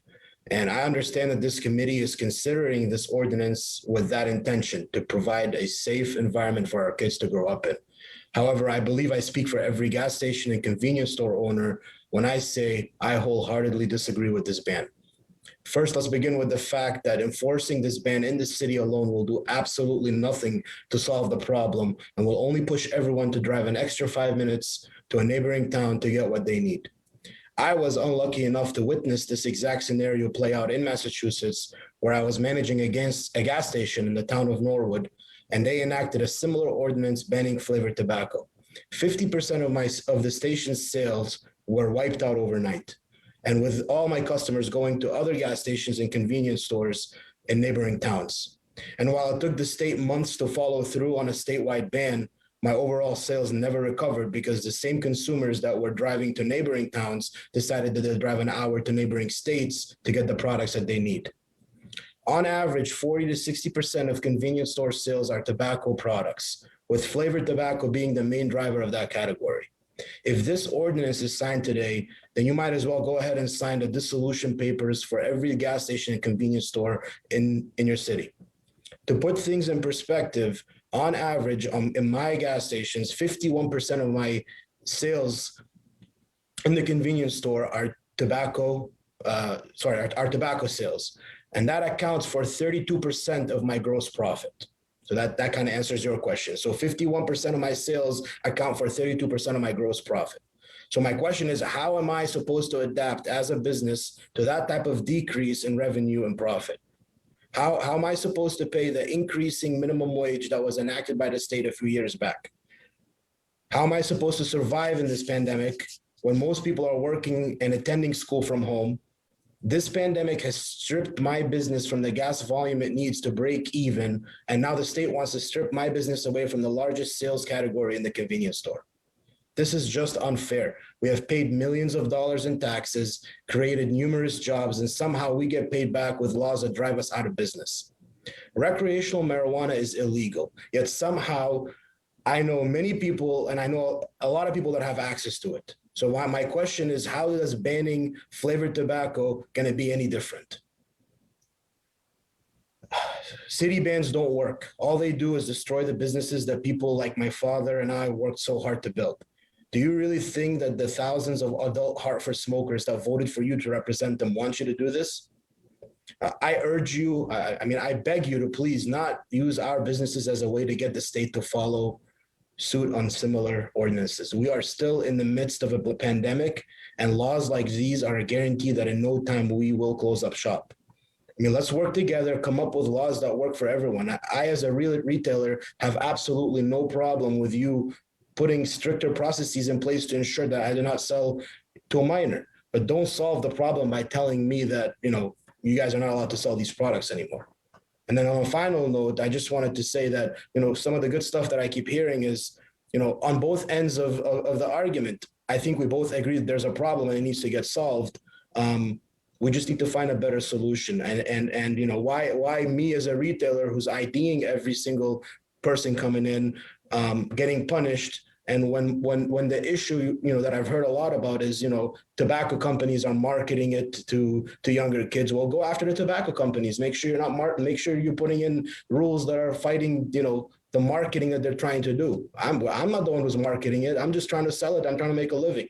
So thank you guys. And I really hope, you take my testimony into consideration tonight. Thank you. Thank you, Mahmoud. Any questions from the council for Mahmoud? Hearing none, I will just mention that I was messaged by another person who testified earlier, which also Mahmoud answered my question to a certain degree, and also someone else said that they thought the profit margin on these products was about 8%. So I just share that with the group, and I thank you, sir, for your time. So 8% is a lot, like for cigarettes, and then like for the other, vapes and stuff, you get a higher margin from them. Do you have a sense percentage-wise of how high it is? Ballpark? It could go up to 30%. Okay, thank you. Thank you. Next, we have Nikki Colley. Unmute and join us. Yes, thank you. Good evening to the members of the Hartford Town Council. I'm Nikki Colley, Member Services Coordinator at the Connecticut Energy Marketers Association. Our members operate and distribute motor fuels to more than 1,000 convenience stores throughout the state, including Hartford. And I'm just here on their behalf in opposition to the proposed ordinance. We are opposed to this flavor ban because customers, the responsible retailers who are of legal age should retain the ability to buy and consume the products of their choice. In a time of heightened sensitivity, policing the choices of law-abiding and legally age-appropriate adults may very well come across unfavorable. Banning the freedom to choose tobacco products that have already been introduced to the market will inadvertently contribute to the illegal sales of flavored tobacco, meanwhile making criminals of those individuals selling the products and strip the collection of about $130 million in tax revenue from the state and municipalities. The businesses we represent contribute to this revenue by investing, paying taxes, and creating jobs in the community, like a lot of the people earlier during this public hearing said. According to the Store Tracking and Analytical Reporting System STARS, the fiscal year 2020 flavored tobacco products were the choice of many adult consumers. That STARS report said that in Connecticut, 41.3% of cigarettes are menthol. And the honest truth is bans will not eliminate the demand. Taking it away will not break habits or prevent individuals from accessing these products elsewhere, including the next town over, online, or on the black market. Our Connecticut retailers take the proper precautions to make sure the sale of tobacco products to underage individuals do not occur. Retailers are carding and turning underage individuals away, and for those that are not following those laws and restrictions, action should be taken. The best way to go about eliminating the habit-forming vices of adult products in the youth should be through education, not by government regulation. Increased efforts should be put into the education of the youth, highlighting the likely consequences of smoking, drinking, and other habit-forming vices that cause harm and or addiction. Our youth should be given fact-based information and make their decisions based off the evidence presented. This is the way to prepare them to become well-rounded, individualistic thinking adults that do not submit to peer pressure and make smart decisions for their well-being. So please oppose this ordinance. Thank you. Thank you very much. You packed a lot of talking into a short amount of time, and we appreciate that. I get that a lot. Any questions from the council for Nikki? Hearing none, I turn to Alyssa Peterson. Alyssa, unmute yourself and jump into the mix. Good evening, council members. Can you hear me? Yes, we can. Great, thank you. I'm speaking against the ordinance tonight. It's Alyssa Peterson, Grandview Terrace. I also want to thank you so much for your time. This is quite a public hearing, and I've heard such diversity tonight. It's really very impressive. So again, thank you for your time. Last week, I appeared before you to express my concern for the item on the agenda tonight. I felt it was foolish for the city of Hartford to try to limit what type of tobacco is smoked by residents over 21. It's also an overtly racist ordinance targeted at Black and brown people because they overwhelmingly prefer menthol or flavored cigarettes. The city could instead be more focused on eliminating vaping and e-cigarette products referenced in the ordinance because their liquid content has greater potential to contain unknown chemical elements. That seems to be a no-brainer. To my surprise, however, more people had a bigger problem with my supportive comments for Janice Fleming, our new city lobbyist. So I will correct those comments tonight relative to this ordinance. Number one, I was previously unaware our city lobbyist, Ms. Fleming, was also hired by Tobacco Free Kids Action Fund. Number two, I was also unaware that Ms. Fleming is the one who requested that Majority Leader Clark submit this anti-tobacco ordinance to council. Number three, it should have been disclosed by Majority Leader Clark that our city lobbyist had requested that he submit the ordinance on behalf of her other client. Number four, I agree that it was inappropriate for our city lobbyist, Ms. Fleming, to fail to disclose her client to Hartford legislators previously when she has spoken against flavored tobacco or prior to speaking to you as council members against flavored tobacco. I understand that a lot of costly time has had to be wasted on this conflicted ordinance by many local business people. And now I will leave it to you council members as to how to deal with such conflicts. But at this point in time, it's probably just best to withdraw this conflicted ordinance as written. Thank you for your time this evening. Thank you, Ms. Peterson. Any questions from council for Alyssa Peterson? Hearing none, I pass the mic to Michael Schoenberg. Unmute, and it's all you. Hello, and thank you for giving me the time to speak tonight. I'm opposing this ordinance regarding the flavor ban.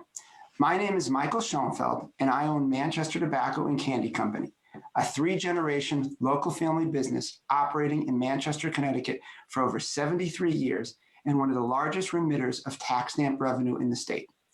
We are a legal licensed distributor that only sells reputable manufactured products to legitimate licensed Connecticut stores, gas stations, and package stores, especially in Hartford County.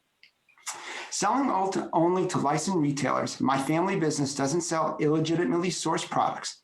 You may not like vape, cigarettes, smokeless, or cigars, or you may not agree with retailers' choice to sell them, but you have to acknowledge that the products I sell are manufactured by heavily regulated companies and sold through legal license regulation and enforced businesses throughout Connecticut. My primary issue with this bill is it will dismantle the system, decades in the making, undermining your goals. If passed, you would take a legal product and transfer it from an organized distribution system to illegal, unregulated, and unenforced black markets, as well as just the town next over. Today, I don't consider other wholesalers, companies that do what I do, as my primary competition. Instead, it's the trunk slammers, Lucy dealers, internet, and organized gangs that sell products 50 cents on the dollar in the streets of your city. This is real. It exists. The policy you're considering today will accelerate this problem beyond comprehension. If a person can't purchase the desired products of their choice, I do not believe they will stop trying to get it. They will cross the border in towns to buy it legally or bring it back to the streets where there is less regulation. So you have made what you consider to be a problem an even bigger problem because you are now less equipped to manage it. Our menthol cigarette sales into Hartford far exceeds the average rate across the state. This is because your adult constituents buy them. Nobody is forcing them, and suggestion that anyone has forced them is ludicrous. Advertisements have not occurred since 1998 when the Master Settlement Agreement was created. When is the last time anyone saw ads in magazines, newspapers, stadiums, or even on the Super Bowl? Menthol sales are a typical store could be as high as 40% of total sales.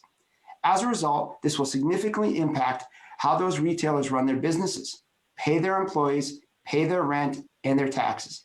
It may impact my business, but I'm rather certain my sales in neighboring towns will increase. This is more about my Hartford customers than it is about me. As a parent, I understand the problem of underage tobacco and vaping with our society.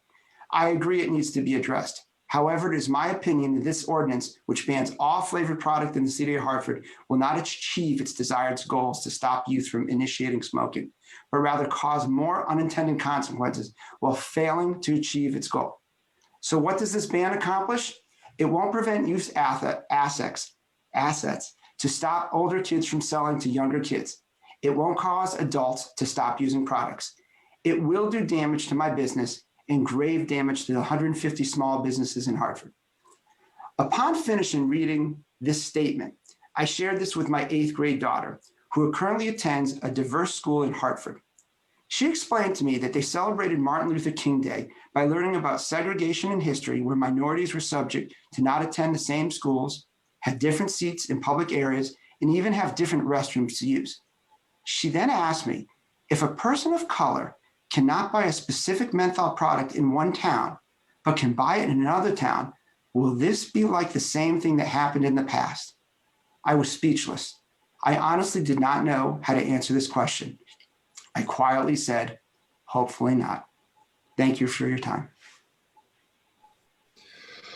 Thank you. Any questions from City Council for Mr. Schoenfeld? Sorry, I said your last name wrong at the beginning. Okay. Forgive me. You're doing a great job tonight, by the way. I really appreciate it. It's a long night, and we all appreciate everyone listening to us. You're not wrong. Okay, then. I'm just going down my list now because Domenico Valera. Good evening. Please understand, as a retailer in the city of Hartford, we are very concerned about the flavor ban. This is not a solution to stop our young citizens from smoking. You will just inconvenience the smokers, and they will result in ordering online, taking their business to other towns or states or locally on the streets. The worst part is that you won't stop kids from getting flavored tobacco or vaping products. This would literally destroy our businesses. It will create a massive black market. City bans don't work. The true impact will be City of Hartford businesses. The adult smokers will not stop smoking because of this ban. We are responsible business owners and do not sell these items to minors. Do you think the black market sellers will guarantee that these won't get in the hands of youth? Keep it regulated and force framework that we have in place. We will always ID. We will be hurting good business owners and employees that are Hartford residents. The state will lose massive amounts of excise tax. 60% of my cigarette sales are menthol. Flavored tobacco is a very significant part of our total business. Do you honestly believe thousands of adult menthol smokers in Hartford want you to do this? Do you really believe your constituents want this banned? I am a small business owner already struggling during a current pandemic. We are on the front lines and we stayed open throughout this whole situation. Passing this ordinance will be the end of my operation.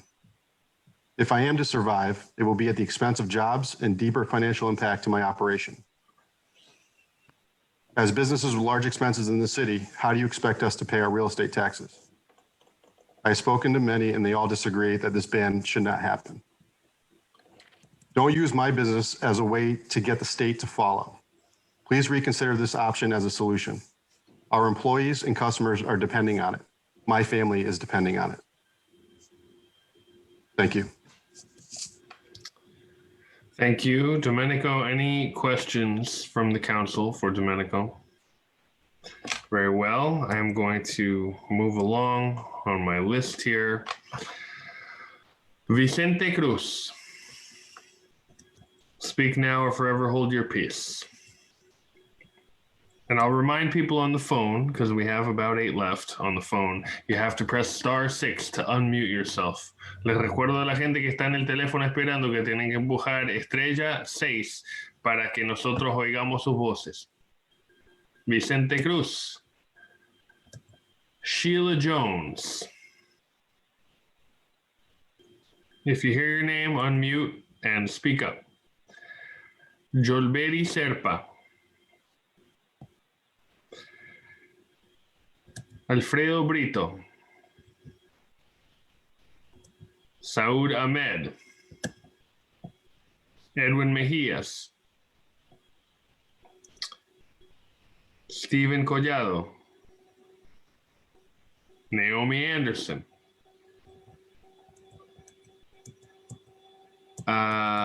just a moment, Rafael Dávila, Felix Tejada,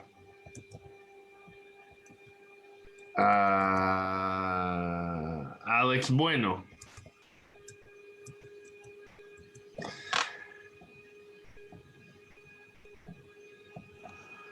Michael Brown. They tapped out. Yeah, it's been a long night. PJ Lucky,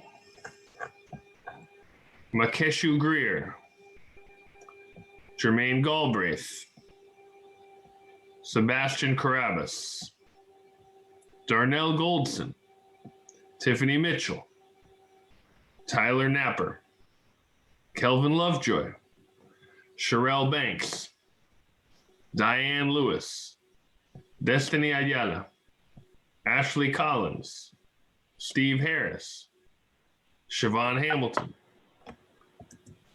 Steve Harris. Steve Harris, you have 5 minutes. Take it away. It's not going to take that long. I'm in favor of the proposed ordinance being brought forward dealing with flavored smoking products. You know, the major duty of any government should be the health, welfare, and safety of its citizens. I believe that this proposed ordinance attempts to do just that.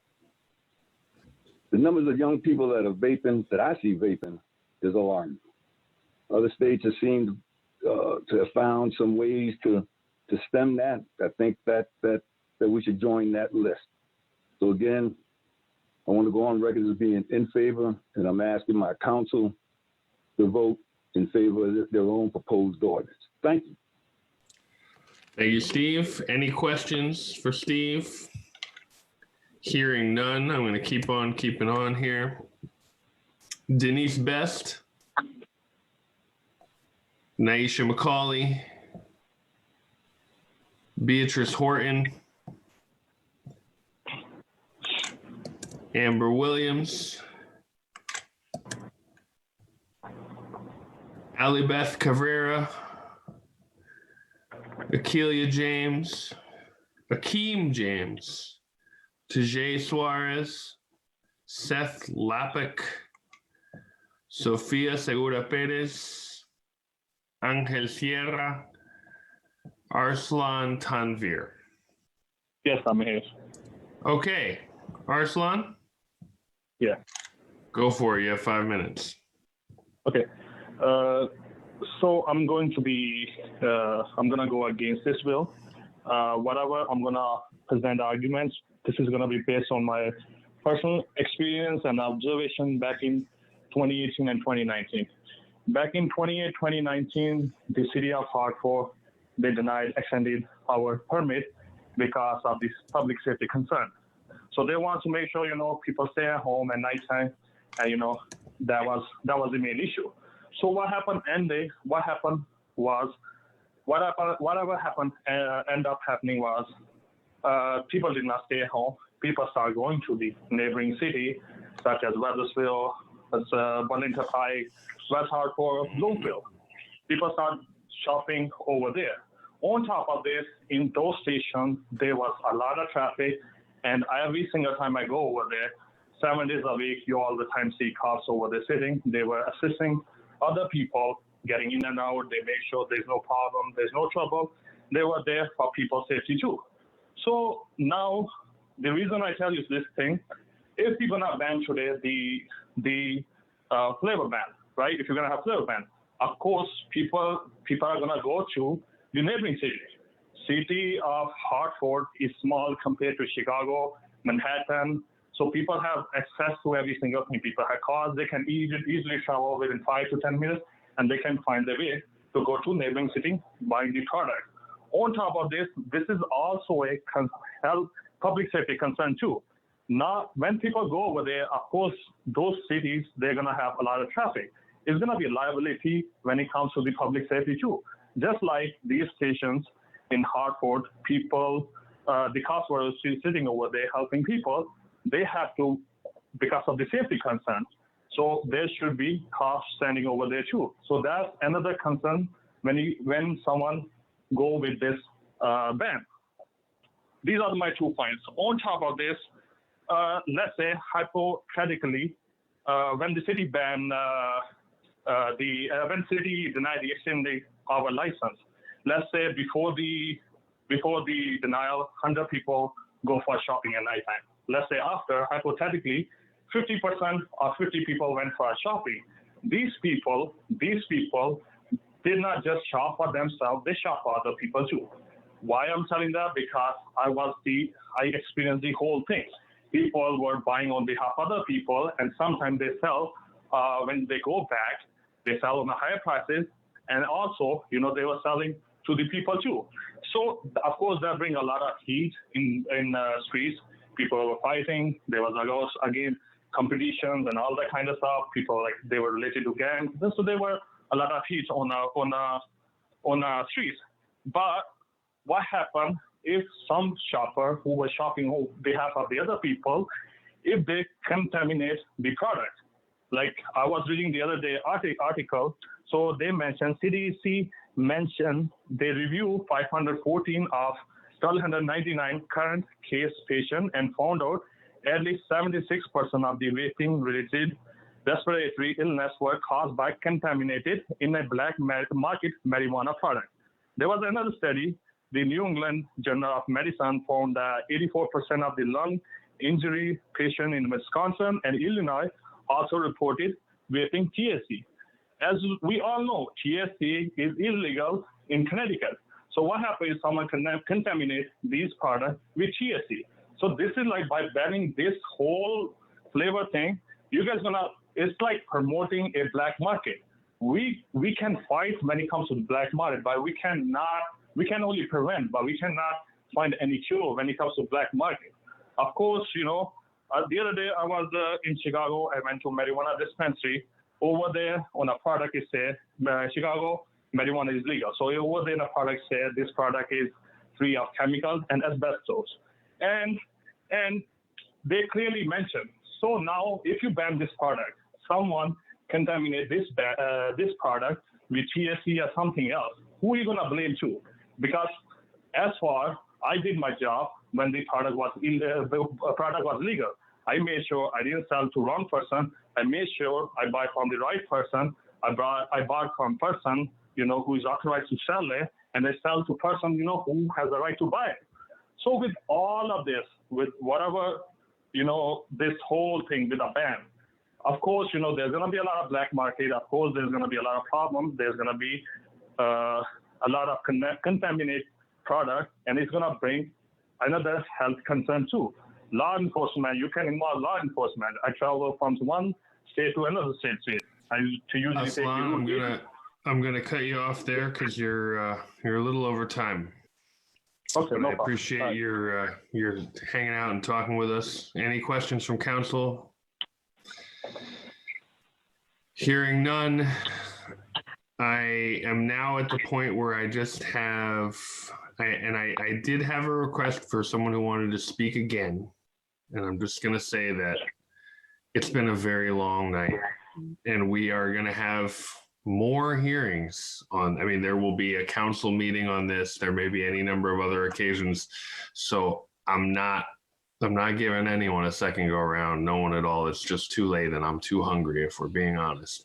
I do want to, yes, Councilman Clark. Good evening. Yes, I do recognize that the hour is far spent, and I do appreciate all those that called in to speak in favor or against. But I would humbly request that the person that did reach out regarding to address something, since we are prohibited from engaging in debate, I do think that something does need to be clarified based upon information which is absolutely false. So I would again humbly request that person be able to provide some clarification. Here's my concern. I don't want to have a back and forth between the various speakers. And I think what I will say, and I will say this for everyone, is that everyone comes up here and there's no fact checking. Folks just say what they say, and we have to take, and I say this not to cast any judgment on what anyone said, because I'm not taking any position on this. I'm just saying folks can say anything. And I'm just going to trust everyone who's listening and watching to understand that maybe some things aren't all true. I just don't think this is the place or the hour to have back and forth. And I will humbly ask all to forgive me on that one. But I just think I want to get to the handful of phone calls here that potentially are people who have not gotten to speak yet once. So I'm going to say, and again, with respect to you, Councilman Clark, and to the folks who wanted to, I just don't want us to get into a back and forth and play any kind of favorites. And I'm just going to ask everyone to trust that sometimes you got to do your own research. But is there anyone else on the phone who has not spoken, who has been waiting? This is Angel Sierra. I'm sorry? Hello, Angel. This is Angel Sierra. Do I have time to speak? You do. Angel, you were on the list. I had called you out before, but now is your moment. Yeah, you got 5 minutes. Go for it. Sure. Okay, hi. Good evening, everyone. Great moderating today. I'm speaking on behalf of the Spanish American Merchants Association. I am the president of that association, and I know a lot of bodegueros, and I know they're all against this bill right now. So the Spanish American Merchants Association and its members oppose any change to the existing City of Hartford tobacco ordinance, especially in the pursuit to ban cigarette flavored products such as menthol. The City of Hartford is comprised of hundreds of mom and pop stores legally licensed and controlled to sell tobacco products. These traditional cigarette products have been sold for many decades and represent a substantial portion of revenue to these merchants, who I know a lot personally. Our streets are presently lined up with many sellers of illegal drugs, banned substances, and paraphernalia. Cigarettes will just become another banned substance that will be just as popular selling illegally in the street as hand narcotics. If the council and state want to legally monitor and control the sale of cigarettes, then the only way possible is through legally or locally licensed store owners. We cannot have in one hand opposition to the sale of substance and to have become a major income producer for street criminals. We at SAMA support any improvements to community well-being, but this bill will have a negative impact to our small business community and create more illegal sale of tobacco products in our neighborhoods. So we're against it, and thank you very much for this great debate, and I hope to oppose this, for our merchants on Park Street. Good evening. Thank you. Any questions from council? Hearing none. Anyone else on the telephone who hasn't spoken yet?